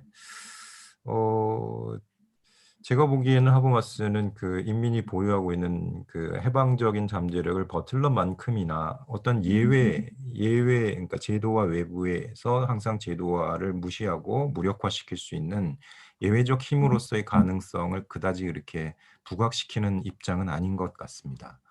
근데 일종의 이제 제도 내에 내화시킨 어떤 권력으로서 이렇게 이제 이론화시킨 것 같은데, 저는 그러한 작업에 대해서는 그다지 뭐 만족하지는 못했어요. 그렇다고 해서 버틀러의 이러한 그 얘기가 좀 수사적인, 굉장히 좀 뭐랄까요, 좀 사실은 멋있는 얘기인데 읽고 나서는 좀 허무했습니다, 사실. 정치 이론가로서는 좀 문학평론가적인 그런 입장을 취하면서 논의 자체를 도망가 버리는 거 아닌가라는 그런 생각을 좀 해봤어요.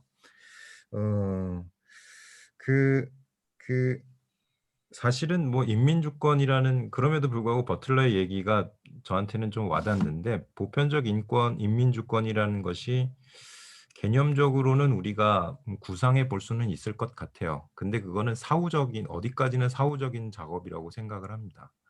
그러니까 뒤늦게 그냥 우리가 한번 인민주권이라는 것은 이런 다양한 인민들이 경합하고 충돌하고 갈등을 빚는 이 가운데에서 그걸 이제 한참 후에 바라본 다음에 사후에 기껏해야 한번 개인적으로 혹은 사변적으로 구성해 볼 수 있는 그런 정도의 작업이지 않을까? 그런 정도의 작업 속에서 앞으로의 우리의 인민들이 정치적 활동을 하는 데 있어서의 뭐 지표나 자양분으로 삼는 그 정도의 역할만 가능하지 않을까라는 생각을 좀 해봅니다. 예, 이 정도로만 말씀드리겠습니다. 예, 혹시 한상원 선생님 추가 답변 뭐 하실 건가요? 전혀 특별히 지금 없습니다. 황기서 예, 선생님. 좋은 말씀 감사드립니다. 예, 그럼 혹시 오늘 계신 선생님들 중에서 우리 한상원 선생님 질문에 발표에 대한 질문 또는 더 넓혀서 한기서 선생님께서 쓰신 이 토론에 대한 질문까지 포함해서 뭐 그 오늘 발표와 토론자 두 분 선생님께 다 공이 드릴 수 있는 질문 또는 각각 개별적으로 하실 수 있는 질문 다 자유롭게 혹시 해주셔도 될 것 같습니다. 혹시 질문 있으신 선생님께서는 그냥 화면에 손 들어주시면 제가 마이크를 넘기도록 하겠습니다.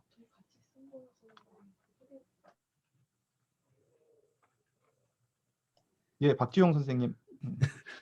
예, 제가 두서없는 질문을 드리고 싶습니다. 그냥 일종의 글에 대한 인상 비평인데요. 인민주권이라고 하는 것은 어떻게 보면은 굉장히 계급적인 개념이잖아요. 근데 전통적인 어떤 그 해방 이론, 어떤 진보 이론에서는 그게 뭐 노동자 주체성이 무화되더라도 노동자 주체의 어떤 다른 여러 저변에 해당되는 사회적인 어떤 실제로서의 계급 계층에 대한 그것을 이제 통해서 사회의 어떤 그 잘못된 구조를 극복해 나가는 이것이 이제 뭐 그 해방의 프로세스다 이렇게 좀 생각해 볼 수가 있을 텐데 근데 그 모든 사람들이라고 하는 것이 과연 어떻게 해방의 주체 개념이 설 수 있을까? 그러니까 그리고 더군다나 그게 이제 각 진영별로 이제 정치적으로 보면은 정치 정당의 어떤 진영마다 이 인민 사람들이라고 하는 것들이 이제 정치적으로 다 활용되고 있는 그런 측면에서 뭐 영국의 브렉시트도 우리가 이해해 볼 수가 있는데 그런 것마저도 우리가 다 너무 뭉뚱그려서 하고 있지 않나. 그러니까 그런 어떤 그 개념화 작업이 오히려 어떤 올바른 방향에 있어서는 가령 뭐 프리케리아트라든지 그 억압받는 사람들이라고 하는 개념들이 오히려 더 어떤 진보적인 해방적인 어떤 모티브를 이룰 수 있는 그럴 것 같다라는 생각이 드는데 그에 대한 이제 한성원 선생님 그러니까 인민에서 무엇을 어떤 해방적인 힘을 찾을 수 있다고 볼 수 있는지 예, 그런 어떤 구상이고요. 그리고 하나 더 곁들여 질문하면 제가 그러니까 혁명론 그 아까 아렌트의 프랑스 군주 주권을 군주제를 실질적으로 실현하고 있는 것은 있었던 것이 바로 인민들이었다. 뭐 그러니까 이렇게 이제 그 아렌트를 인용한 아렌트의 혁명론을 인용한 부분에서 그 부분에 보니까 그 153쪽에 보면은 아렌트가 스스로 내린 판단이라기보다는 그게 로베스피에르가 그렇게 지적했다라고 쓰고 있는 그러니까 명확하게 직접 인용은 아닌데 그 한상원 선생님이 그 인용했던 그 부분 끝나는 부분이 그 인용 표기가 로베스피에르 이렇게 돼 있더라고요. 그러니까 요게 그러니까 그 번역본에서는 이제 그 관계가 정확하게 이렇게 안 드러나는데 그게 어떻게 아렌트와 로베스피에르의 요 맥락이 어떻게 이어지는지 그 혹시 좀 설명해 주실 수 있는지 예, 이렇게 예, 제 질문 끝입니다. 예, 바로 한상원 선생님의 답변 부탁드리겠습니다. 예, 예. 두 번째 질문은 제가 어딘지 정확하게 못 찾겠어가지고 이따가 자세히 말씀해 주시면 제가 다시 한번 볼게요. 각주 몇 번 이야기? 17번이거든요. 153쪽에 그 한성훈 선생님께서 인용 마친 주권 찬탈이었다. 그리고 그 뒤에 거기에 이제 붙어 있는 인용물이 로베스피에르의 로베스피에르의 œuvre complète 뭐 1792년에 그 불어로는 Le Défense de la Constitution 그러니까 헌법의 수호자들 뭐 이런 어떤 책에서 나온 내용이다라고 이제 아렌트가 이렇게 인용한 부분인데. 실제로는 아렌트가 인용한 건데 제가 아렌트가 네. 말한 것처럼.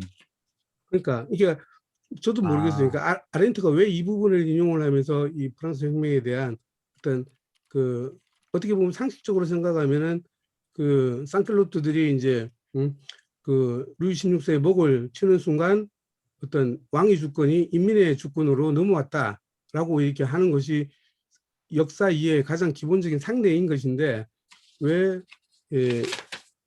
그것이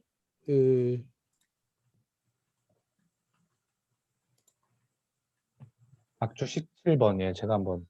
네, 19쪽.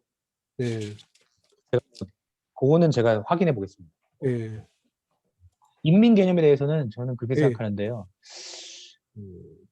노동계급 아젠다는 여전히 중요하다고 생각합니다. 그리고 말씀하신 프레카리아트 아젠다도 여전히 그 불안정 노동자 개념도 굉장히 중요하다는 생각이 들고요. 다만 이제 인민을 제시하는 이유는 저는 이제 계급의 범주, 노동자 계급의 아젠다는 굉장히 중요하고 저는 오늘날의 그 진보 좌파들이 계급의 문제로부터 자꾸 떠나려고 하는 거에 대해서 되게 비판적인데 그런데 다른 한편에서는 노동자 계급이라고 하는 그 범주만 가지고 주체를 사유하는 것도 또 굉장히 편협하다는 생각이 들어요. 그래서 어떻게 하면 사실은 계급적인 아젠다와 다양한 뭐 소수자 정치와 그리고 어떻게 보면은 지금 신자유주의 체제에서 고통받는 모든 사람들이 어떻게 어떤 그런 그 자신의 아이덴티티들을 넘어서는 연대를 이룰 것인가라고 하는 그런 개념화들이 필요한데 저는 그 중에 하나로 인민이라고 하는 개념에 되게 매력을 느꼈거든요. 그렇게 생각하기 시작한 거는 이제 라클라우와 무페의 영향인데요. 실제로 이제 최근에 좌파 포퓰리즘을 위하여에서도 무페가 그런 식으로 이제 신자유주의에 맞서는 인민이라고 하는 개념이 그 안에 노동자 계급의 의제들 그리고 다양한 페미니즘 또 LGBT 또 생태 운동 같은 다양한 운동들의 운동을 그래서 이제 인민이라고 하는 범주는 인민이라고 하는 범주는 주어진 범주가 아니라 주어진 사회적 객관적 범주가 아니라 구성되어야 할 정치적 주체다라고 하는 그런 이야기를 하는 이유도 거기 있는 것 같고 그 라클라우는 굉장히 이른 1970년대부터 막스주의적인 계급 개념을 확장하기 위해서 포퓰리즘 이야기를 하거든요. 그래서 굉장히 그람시적인 의미에서 그람시가 이제 군주론이 아니라 뭐예요? 옥중수고에서 내셔널 포퓰러 콜렉티브 윌 그러니까 국민적 인민적 집단 의지라고 하는 표현을 사용합니다. 그게 이제 이탈리아를 통일시킬 때 노동자 계급이 헤게모니를 실행해야 하지만 노동자 계급만의 힘으로는 안 되기 때문에 어떻게 하면 농민들과 결합할 것인가 이게 이제 그람시의 헤게모니 개념이잖아요. 그렇다면 오늘날에 다양한 사회 운동들이 있고 민주노총 운동도 있고 지금 영페미니즘 운동도 있고 다양한 LGBT 운동들이 있고 어떻게 하면 이 범주들을 서로 연결시킬까라고 하는 것이 이제 라클라우나 무페가 사용하는 그런 어떤 그 아티큘레이션, 접합 개념인 것 같아요. 그래서 조금 그런 개념들에 요즘 조금 매력을 느끼고 그래서 그 계급을 포기하지 않으면서 어떻게 저항 주체를 확대할 것인가라는 그런 관심을 좀 가지고 있다 이렇게 말씀드리고 싶습니다.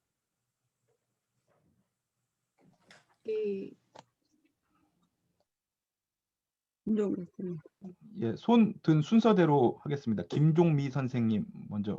예, 제가 번쩍 든 이유는 좀 관계돼서 좀 전에 지금 두 선생님께서 나누신 것과 관계되는 거라서 제가 번쩍 들었는데요. 다른 게 아니고 사실 저도 인민에 대한 어떤 이 단어에 대한 개념 규정이 쉽지 않을까.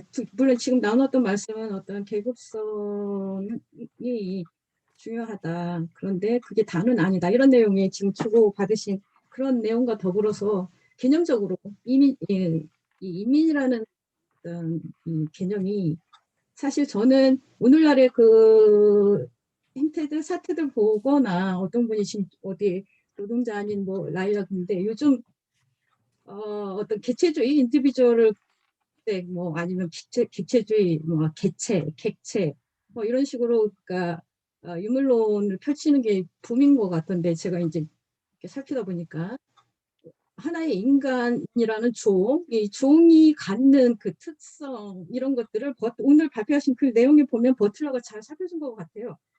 그러니까 뭐 딜레이즈가 뭐 그런 차이 얘기를 많이 했지만 어찌됐든 간에 그런 것들을 물론 버틀러가 이제 주디스 버틀러가 이제 정신분석 쪽에도 저희가 있어서 그랬는지 모르겠는데 그걸 잘 보여줬는데 사실 오늘의 주제 테마는 그 주권이잖아요. 그러니까 인민도 있지만 인민 주권인데 제가 보는 인민은 버틀러가 보여준 오늘 텍스트에 그런 성격을 갖고 있는 인민으로 인식이 되고 뭐 더불어서 뭐 베냐민이 예전에 그 앵겔스를 들어서 했던 군중 그런 이미지도 저한테 와닿아 있고 인민하면 어떤 그 정치성을 갖는 어떤 인간 종이라기보다는 자기 이해에 기반해서 움직이는 그런 식의 어떤 사람으로서 인민이라는 단어가 저에게는 오거든요.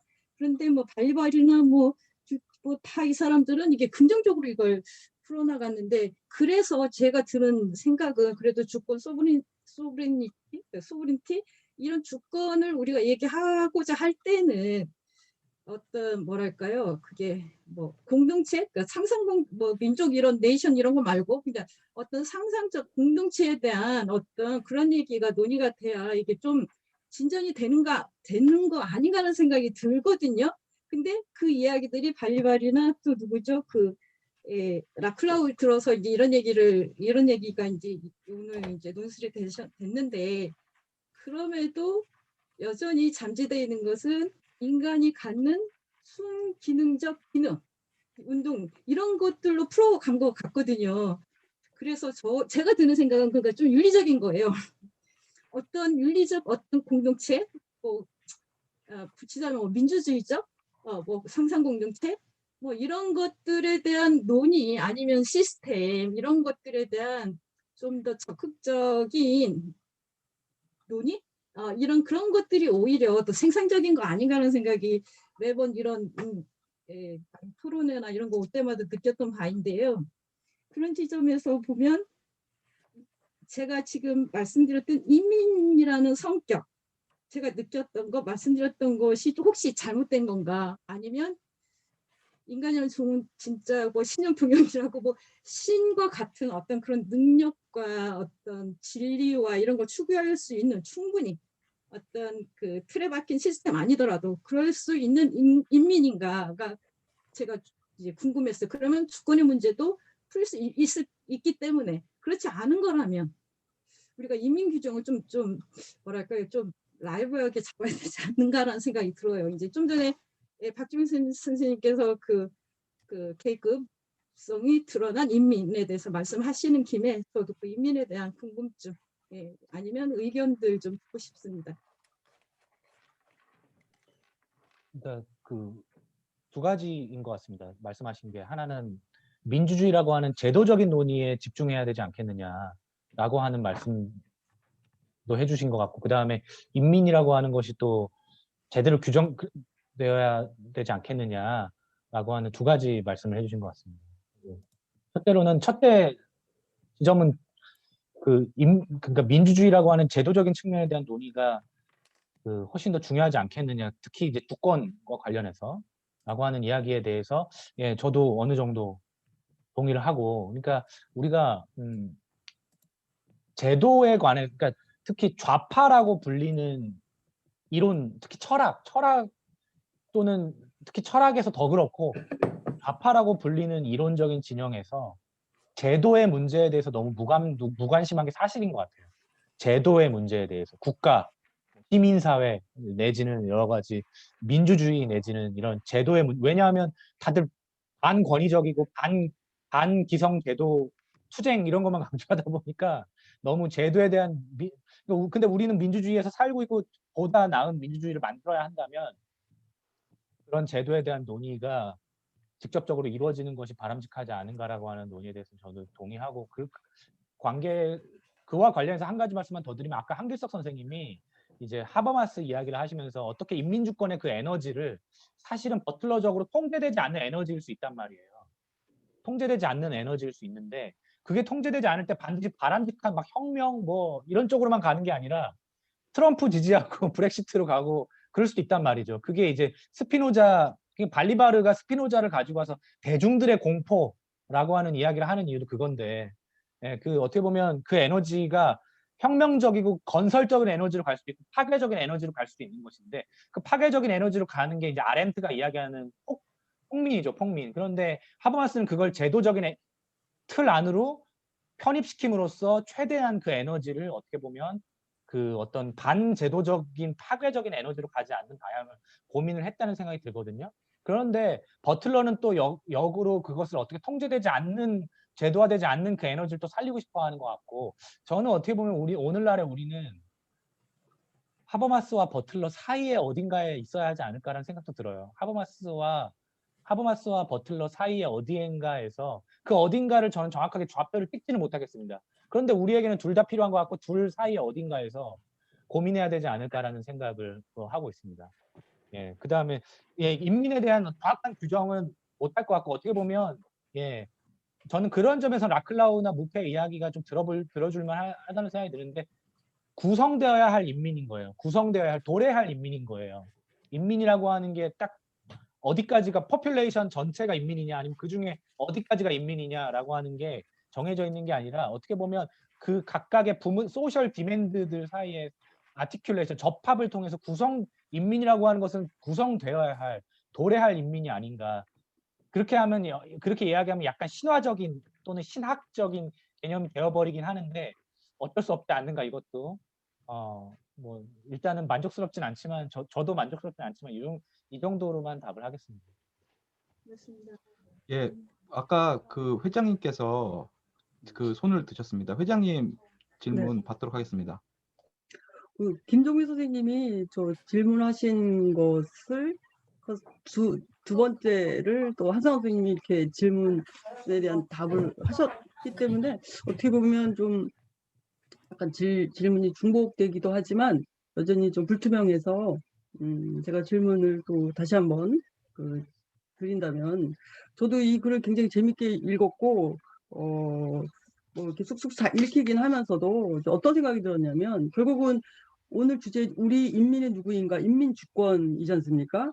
뭐 그랬을 때 그 대표적인 입장을 말씀하셨어요. 라클라우, 발리바르, 버틀러 이렇게요.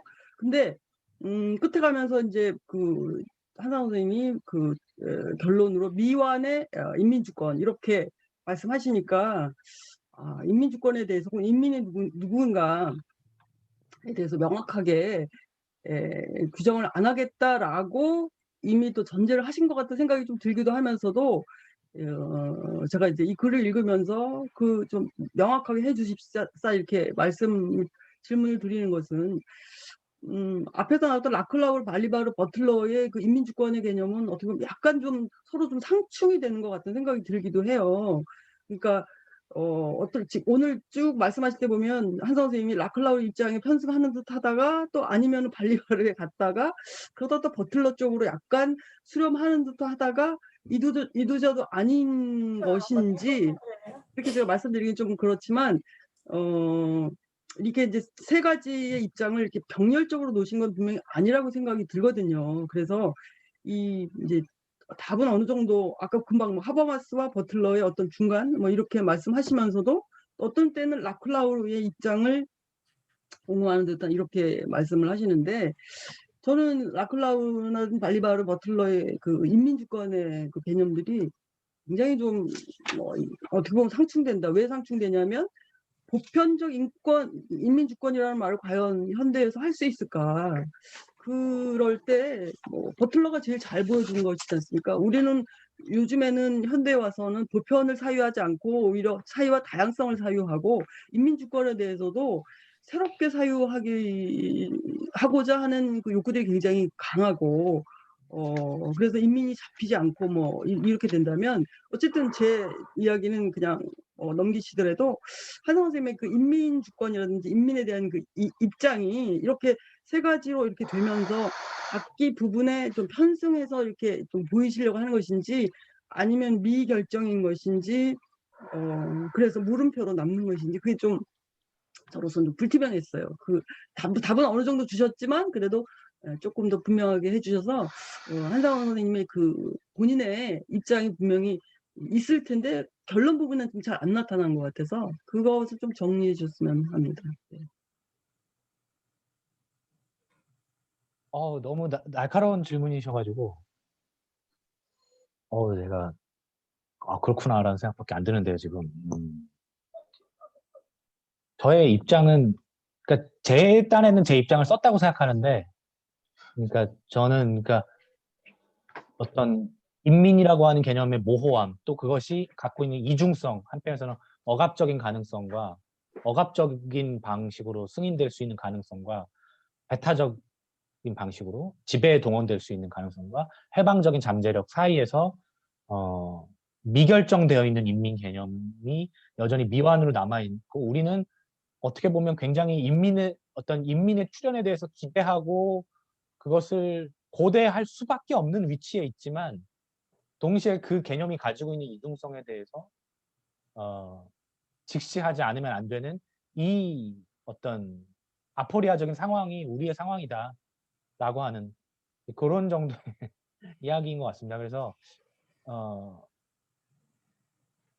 그리고 이제 제가 이해하기로는 그 라클라우나 버틀러나 발리바르의 논의들이 서로 다 다르지만 서로 강조점도 다 다르고 강조점도 이제 완전히 다르고 특히 이제 사회운동에 관해서 버틀러랑 발리바르는 많이 다르거든요.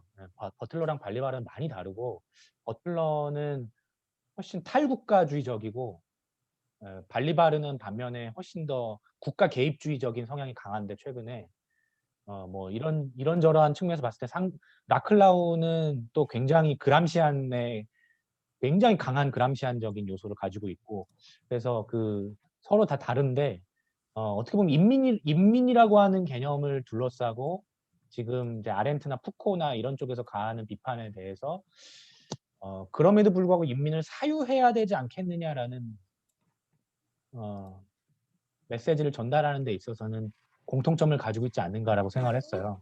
그래서 이제 세 명을 그러다 보니까 이제 문제점은 세 명의 어떤 각각의 차이를 무시하고 병렬적으로 논자들을 제시하기 때문에 저자의 의도나 저자의 관점이 제대로 잘 논문에 드러나지 않는 거 아니냐라고 하는 비판적인 질문이 충분히 가능한 것 같고 이 논문에 대해서 조금 더 제가 고민을 해보도록 하겠습니다. 예리한 비판적인 코멘트를 주셔서 감사합니다.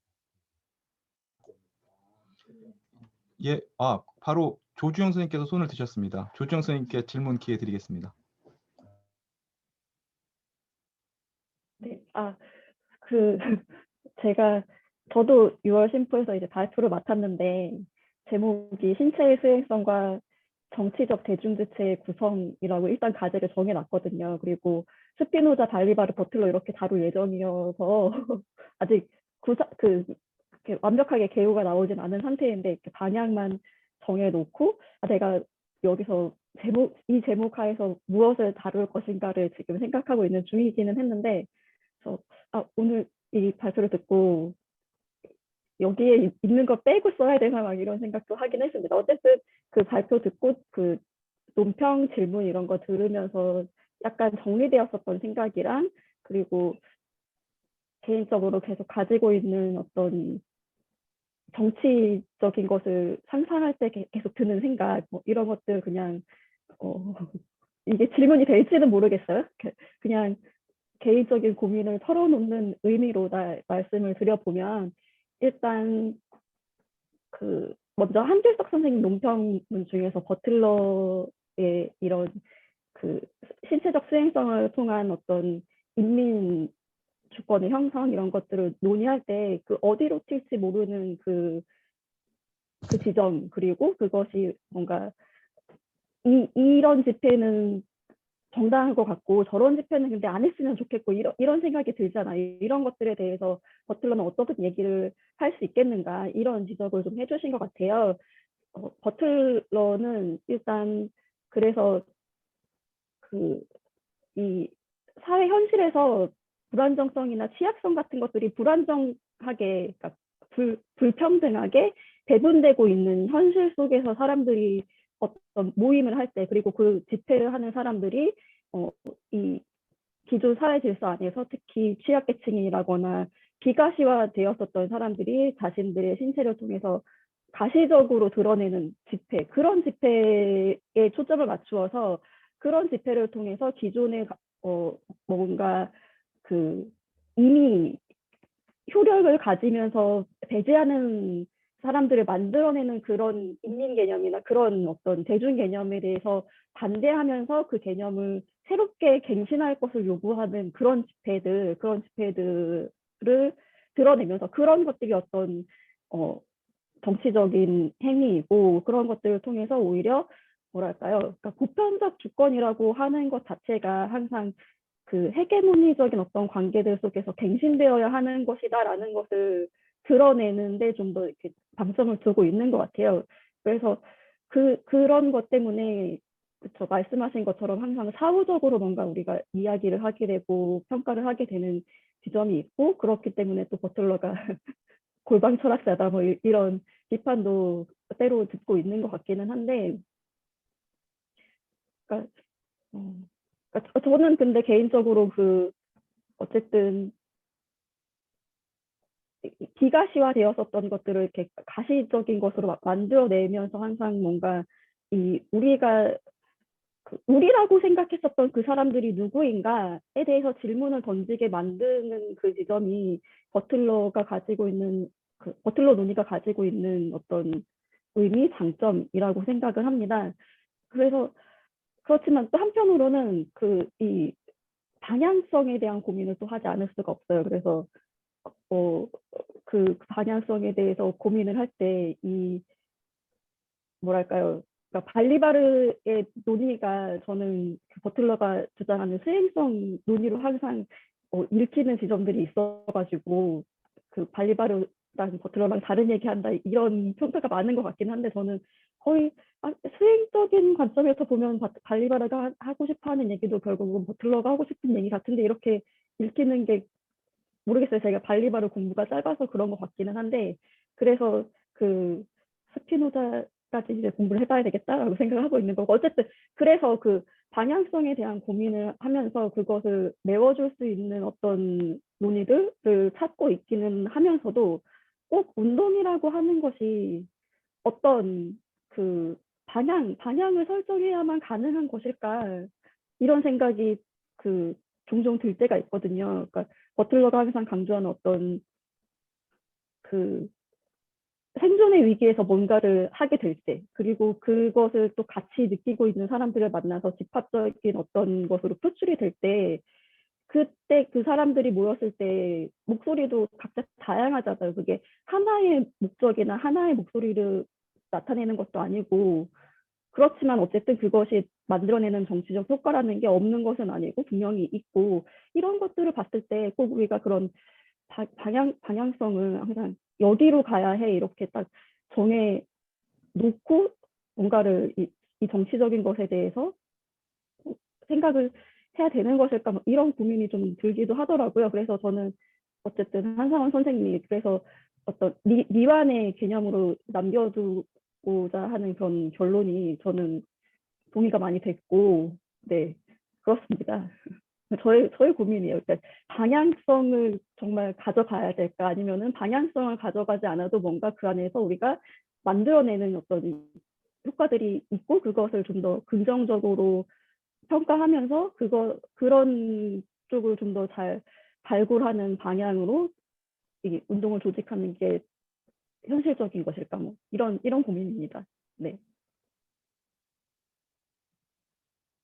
일단 조주영 선생님의 6월 심포 발표문은 상당히 기대가 됩니다. 발리바르와 버틀러를 스피노자를 경유해서 비교한다. 이거 엄청난 논문이거든요. 엄청난 논문이기 때문에 저도 기대를 많이 하고 있습니다. 제목만 거창한 것 같아요. 아니, 좋은 논문 기대하겠습니다. 네, 그 다음에 뭐 그래서 발리바르하고 버틀러를 실제로 제가 다르다고 했는데 저는 사실 버틀러 잘 몰라요. 잘 모르는데 발리바르도 잘 모르지만 버틀러는 더 모르는데 최근에 발리바르랑 아렌트 가지고 막스 아렌트 발리바르 가지고 다른 어디에서 발표를 하나 했는데 그 발표를 듣고 나서 어떤 선생님은 버틀러랑 발리바르가 비슷하네요. 수행성 개념에서. 왜냐면 발리바르하고 아도르노를 연결시켜서 제가 이제 내재적 비판 어떤 예컨대 우리가 자유민주주의를 완전히 뭐 단절할 것인가? 그건 불가능하지 않겠느냐. 자유민주주의라고 하는 것에 내재적으로 비판하고 뭐 그래야 되지 않겠냐. 뭐 하여튼 이 비슷한 이야기를 했는데 어떤 그 발리바르의 내재적 비판 개념이 상당히 버틀러의 수행성 개념과 닮지 않은 거, 어떤 선언적인 규범을 미리 설정하지 않고 그것이 수행되는 과정에서 수행적 모순이 계속되는 과정에서 진보라고 하면 안 되겠죠. 하여튼 뭔가가 발전, 뭔가가 일어나는 그런 것이 닮아 있다. 이런 이야기도 들은 적이 있습니다. 근데 운동 내에서의 방향성에 대해서는 저는 그렇게 생각하는데요. 선언적으로 이 방향으로 가야지 저 방향으로 가야 된다라고 하는 것을 완전히 정해놓으면 그것은 새로운 억압이 될 수 있다라고 생각을 하는데 동시에 우리 완전히 방향을 포기한다. 방향이 없어야 한다라고 하는 것 자체도 방향이거든요. 근데 그것이 긍정적인 방향을 나갈 것인가? 는 아니라고 할 수도 있어요. 저는 어느 정도의 개입이나 이런 방향에 대한 제시들은 필요하다고 생각하는데 예컨대 페미니즘 운동에서도 그 페미니즘 운동에서 자생적으로 등장하는 여기 아시는 분들 많이 계시니까 솔직하게 이야기하면 터프에 대해서 개입을 안 할 것인가 예컨대 논쟁을 안 할 것인가 다수의 20대 여성들은 뭐 되게 솔직하게 얘기하면 신지혜보다는 저기 많이 찍었거든요. 여성의당 터프 많이 찍었거든요.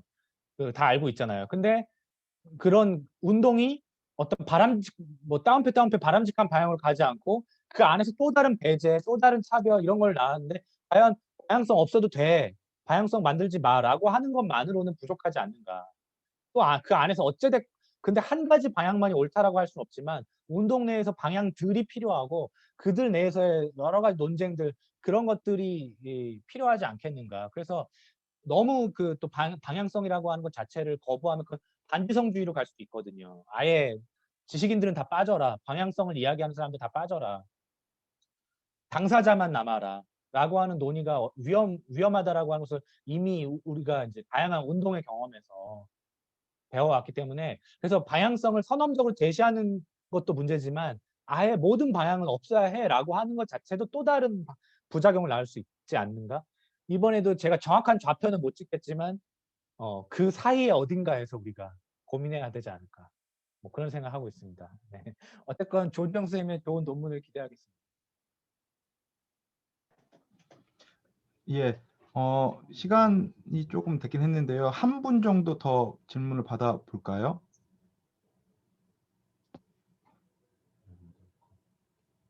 예, 5초의 시간을 드리도록 하겠습니다.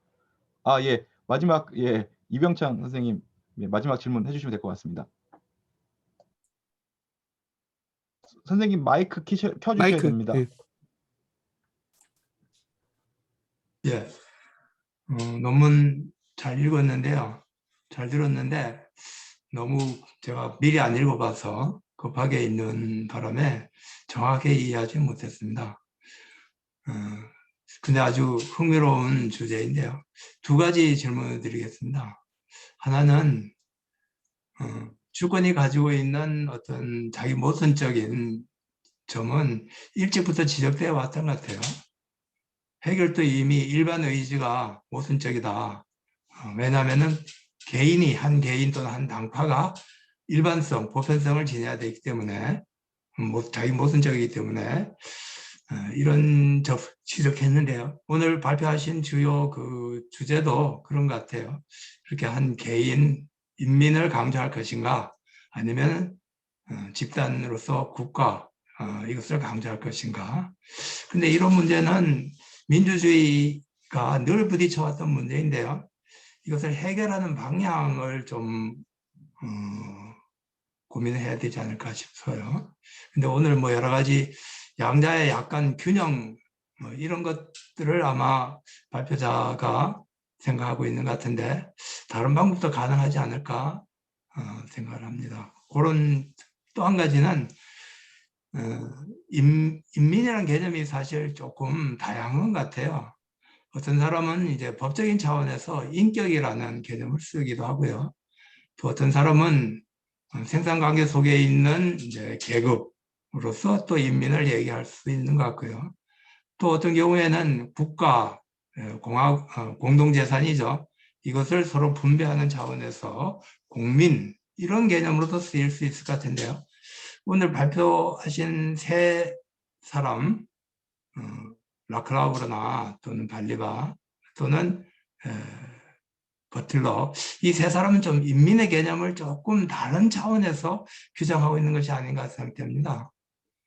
그래서 버틀러 같은 경우에는 집회에 모여 있는 개인이라는 의미에서 인민을 쓰는데요. 신체적 접촉을 통해서 형성되는 인민이라는 이럴 때는 집회가 대체로 그 민주적 차원에서 집단 시위 이런 식으로 이제 나타나는 거니까 상당히 좀 계급적인 측면에 가까운 것 같고요.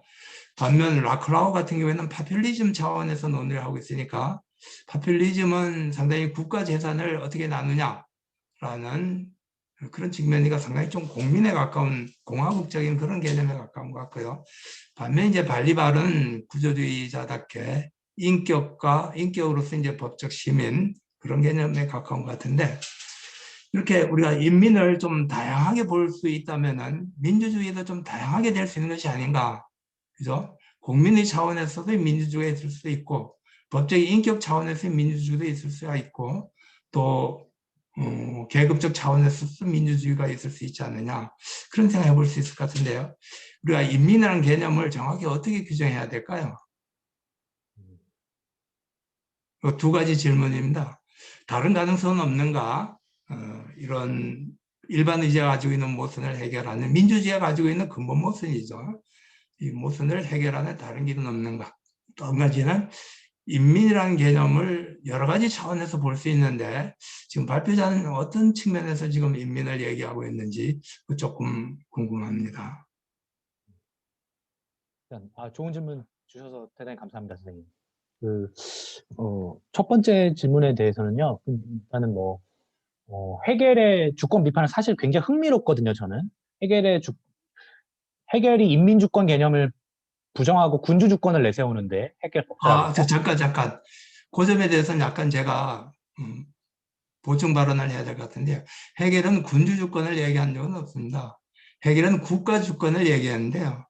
국가를 이제 항상 일반 의지니까 국가도 어떤 한 개인이 담당해야 되는데 그 개인이 군주가 될 수 있다 이렇게 봤죠. 그래서 군주주권은 아니고요. 국가주권입니다. 예. 그 헤겔 법철학 200주년 기념회에서는 군주주권이라는 표현을 쓰더라고요. 법철학 전공하신 선생님들이. 근데 저는 해석자대로 그렇게 쓸 수도 있겠죠. 예. 근데 어쨌건 저는 헤겔의 말을 문자 그대로 오늘날의 현실에서 받아들일 수는 없겠지만 헤겔이 인민주권 비판이 되게 재밌거든요. 그 중에 하나는 어떤 거냐면 헤겔이 이해하는 인민주권은 일단 보편선거예요. 보편선거, 일단 자유주의적인 보편선거 개념인데 보편선거 개념이 인민의 의지를 모으는 것처럼 주장하지만 실제로는 해체시킨다는 거잖아요. 실제로는 그래서 폴크스 주버레니테트가 결국은 인민을, 폴크를 포름 로제 마세, 형체 없는 대중으로 해체시킨다. 이렇게 이제 헤겔 법철학에서 그 비판을 하는데 저는 그 부분이 되게 흥미로웠어요. 그 부분이 굉장히 강한 자유주의에 대한 비판으로 읽혔고 어떻게 보면 오늘날 그 좌파 현대 정치 철학자들이 칼 슈미트에 많이 주목하는데 칼 슈미트에 주목하는 이유 중에 하나 그런 거거든요. 자유주의적인 어떤 주권 이론이 가지고 있는 한계를 슈미트는 물론 우파 철학자지만 굉장히 잘 폭로를 하고 있기 때문에 그런데 헤겔이 이제 그런 지점에서 굉장히 뭔가 자유민주주의에서의 인민주권 개념이 가지고 있는 그 인민주권이라고 하는 것이 결국은 인민들을 해체시킨다라고 하는 그 개인으로 쪼개버린다라고 하는 굉장히 예리한 지적인 것 같아서 재밌었고요. 저는 그러한 헤겔의 비판에 대해서 굉장히 급진민주주의적으로 발전시킬 수 있지 않을까라는 생각만 했는데 제가 해겔을 전공하지 않기 때문에 제가 인용은 안 했습니다. 근데 그런 해겔이 가지고 있는 비판을 급진민주주의적, 민주주의가 가지고 있는 일반 어떤 그 보편적인 선거에만 국한되는 것이 아니라 그것이 어떻게 자기 한계를 넘어서는 방식으로 확장될 수 있을까를 좀 고민해봐야 되지 않을까라는 생각을 하고 있고요. 그래서 저는 전체적으로 그러한 그 현대 민주주의가 가지고 있는 모순이 있다고 했을 때 그 모순을 우리가 한 번에 없애는 것이 불가능하다면 어떻게 그 민주주의의 한계나 경계들을 해소해 나갈 수 있을까라는 그런 생각을 하고 그런 방식으로 그런 운동들을 어떻게 만들어 나갈까라는 방식을 고민을 해야 한다고 생각하고 그 현대 민주주의가 가지고 있는 그 모순이 다 하나의 이론으로 또는 하나의 실천으로 완전히 폐지되는 건 불가능하지 않을까? 그렇다면 우리가 해야 되는 것은 그 아포리아 안에서 사유해야 되지 않을까라고 하는 그런 정도의 생각을 하고 있습니다. 그 안에서 물론 당연히 진보적인 방향으로 변화시켜 나가는 방식으로 그런 실천이나 개입들이 필요하지 않을까라고 생각하고 있습니다. 그 다음에 인민이라고 하는 말씀하신 정리가 저는 되게 깔끔하게 그 라클라우나 발리바르나 버틀러에 대해서 그렇게 정리를 하니까 굉장히 깔끔하구나라는 생각을 했습니다. 근데 이제 라클라우나 버틀러 같은 경우에는 큰 틀에서 봤을 때는 선생님 말씀하신 대로 로마의 포폴루스, 그러니까 로마의 그 로마 공화정에서 나오는 포폴루스 개념으로 거슬러 가는 것 같습니다. 인민이라고 하는 개념이. 근데 포폴루스라고 하는 건 이중적인 의미를 가지고 있습니다. 포폴루스는 인구 전체라고 하는 뜻도 가지고 있지만 동시에 포폴루스 인민이라고 하면 그 안에 귀족들, 그러니까 원로원의 귀족들을 제외한 평민들을 의미하는 이중적인 의미로, 그러니까 하층민을 의미하는, 그러니까 한편에서는 전체를 의미하기도 하고 한편에서는 부분을 의미하는 이중적인 의미이기도 하거든요. 포퓰루스가. 그리고 그렇기 때문에 포퓰루스라고 하는 개념 안에는 플랩스라고 하는 개념과 동의어로 쓰이기도 하고 또 전체를 의미하는 개념이기도 하고 이 포퓰루스라고 하는 개념이 가지고 있는 이 이중적인 특징이 바로 그 공화국 안에서 계급 투쟁을 가능하게 한다라고 하는 그 안에서 포퓰루스가 가지고 있는 이중성으로 인해서 계속해서 포퓰루스는 변동하는 그 안에서의 갈등과 적대를 낳을 수밖에 없는 그런 개념으로 포퓰루스를 사유하고 있는 거고 그 전통에 딱 있는 게 라클라우고요. 그 다음에 발리바르도 부분적으로는 그런 개념인데 선생님 말씀하셨듯이 약간 사법적인 그런 시민 개념을 사법적인 시민권 개념을 거기에 덧붙이고 있는 것 같고 버틀러는 약간 더 현대적인 인민주권 개념, 그러니까 버틀러는 로마까지 소환하지는 않고 어떻게 보면 현대적인 그 인민주권, 미국 헌법에 나오는 그런 인민주권 개념으로부터 출발하되 그것이 어떻게 제도화될 수 없는 방식으로 신체적인 수행성을 나타내는가 이런 방식으로 이제 표현되고 있는 것 같습니다. 하여간 좋은 질문 해주셔서 감사합니다. 그게 조금 보충해서 질문을 해도 될까요? 계속 질문해도 될까요? 예. 예, 괜찮습니다. 제 생각에는 인민이란 개념이 이렇게 여러 가지 차원이 있다면은, 그죠? 어떤 경우에는 법적인 인격으로서 그건 주로 인권이 문제가 되겠죠. 어떤 경우에는 계급적 차원이 생산과 소비의 이제 그런 계급적 차원에서 인민이 또 문제될 수도 있고요. 또 어떤 차원에서는 이 파퓰리즘은 대체로 이런 차원에서 문제가 되는 건데 국가가 어떤 공동재산을 가지고 있지 않았습니까? 로마 시대도 마찬가지인데요. 이 공동재산을 국민들 사이에 어떻게 분배하느냐라는 그런 차원에서 오늘날에도 주로 파퓰리즘 하면은 복지 문제니까요. 국가 재산을 어떻게 나누냐 그런 차원인데 저는 이런 차원을 뭐 국민의 차원으로 우리가 봐야 되지 않는가. 국민은 공화국 공동체, 공동재산을 이제 전제로 하는 개념이니까요. 이렇게 인민이 만약에 우리가 여러 가지 차원의 겹쳐 있다면은 민주주의라고 하는 것도 다양한 차원에서 동시에 성립할 수 있지 않은가라는 생각을 해봤습니다. 인권위 차원에서도 민주주의가 있을 수 있겠고, 그죠? 또 계급적 차원에서의 민주주의도 있을 수가 있겠고, 또 국민의 차원에서도 민주주의가 있을 수 있다고 한다면은 하나의 우리가 민주주의라고 하는 것은 어떤 소위 일반 의지를 형성하는 건데 그 일반 의지라고 하는 것도 세 가지 차원이 있을 수 있지 않겠느냐 이렇게 볼 수가 있을 것 같아요. 이런 점에서 제가 해겔의 최근의 법 철학에 대해서 다시 한번 읽어봤는데요. 해겔은 상당히 좀 보수주의적이고 또 뭐랄까요? 프러시아 봉건주의를 좀 정당화하는 그런 철학자로 알려져 있는데 특히 국가론이 이제 그런 식으로 마르크스 이래로 많은 비판을 받았습니다만은 해겔에서 어떤 긍정적인 측면을 살펴본다면은 그런 측면인 것 같아요. 해겔은 민주주의가 가지고 있는 근본 모순을 해결하는 것은 결국 권력의 어떤 균형, 상호 견제나 균형을 통해서 이룰 수밖에 없다고 봤던 것 같아요. 그래서 세 가지 권력을 동시에 내세웠는데 하나는 이제 일반성이죠. 그 군주가 대변하고요. 하나는 특수성인데 그거는 이제 관료가 대변하고요. 하나는 소위 개별성인데 소위 의회가 대변하죠. 근데 이제 군주와 관료와 또 그리고 의회가 이게 각자가 마치 삼일체처럼 각자가 하나의 총체성, 전체를 대변하는 거죠. 각자가 그러니까 고유한 민주주의인 셈이죠. 그러면서도 서로 상호 균형과 통일을 이룸으로써 전체적인 균형을 이루어서 민주주의가 가지고 있는 모순을 좀 해결하겠다라는 그런 생각이었던 것 같아요. 기본적으로는. 그런 점에서 해결적인 그런 발상 또 우리가 좀 고려해 볼 수 있지 않을까, 어느 날에서 좀 되살릴 수 있지 않을까 생각해요. 예를 들자면 이렇습니다. 이 해겔의 국가론에서 의회는 어느 날의 민주주의하고 좀 다르거든요. 오늘 민주주의는 주로 지역 민주주의죠. 지역 대표로서 이루어져 있습니다만은 해겔에서 의회는 소위 생산 대표죠. 그런 식으로 조금 이렇게 각각 권력이, 세 개의 권력이 각각 대변하는 차원이 조금 이렇게 다르다고 볼 수 있을 것 같아요.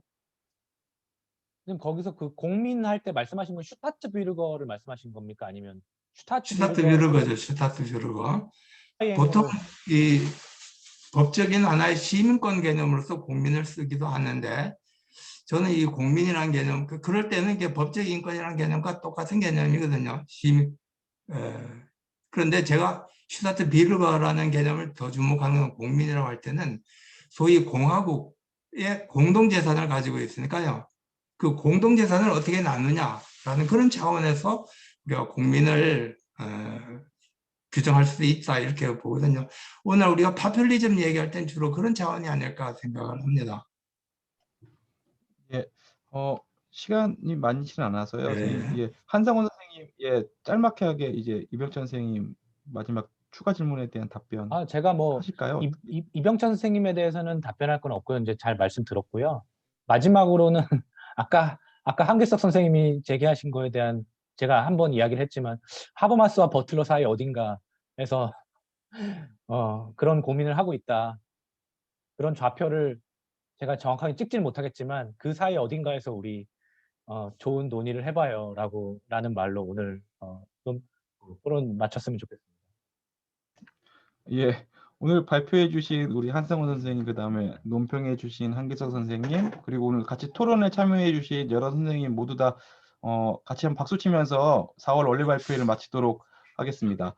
예, 5월 31일에 또 원래 발표회가 있고요. 5월 31일에는 이제 이원혁 선생님께서 홉스의 권력 구성 가지고 다시 또 논의를 또 하실 예정이십니다. 또 5월 원래 발표회 때 또 이 선생님 다 같이 모여서 또 더 깊은 논의의 장 만들었으면 좋겠습니다. 오늘 모두 다 고생 많으셨습니다. 감사합니다. 수고하셨습니다. 수고하셨습니다. 수고하셨습니다. 나가시면 자, 됩니다.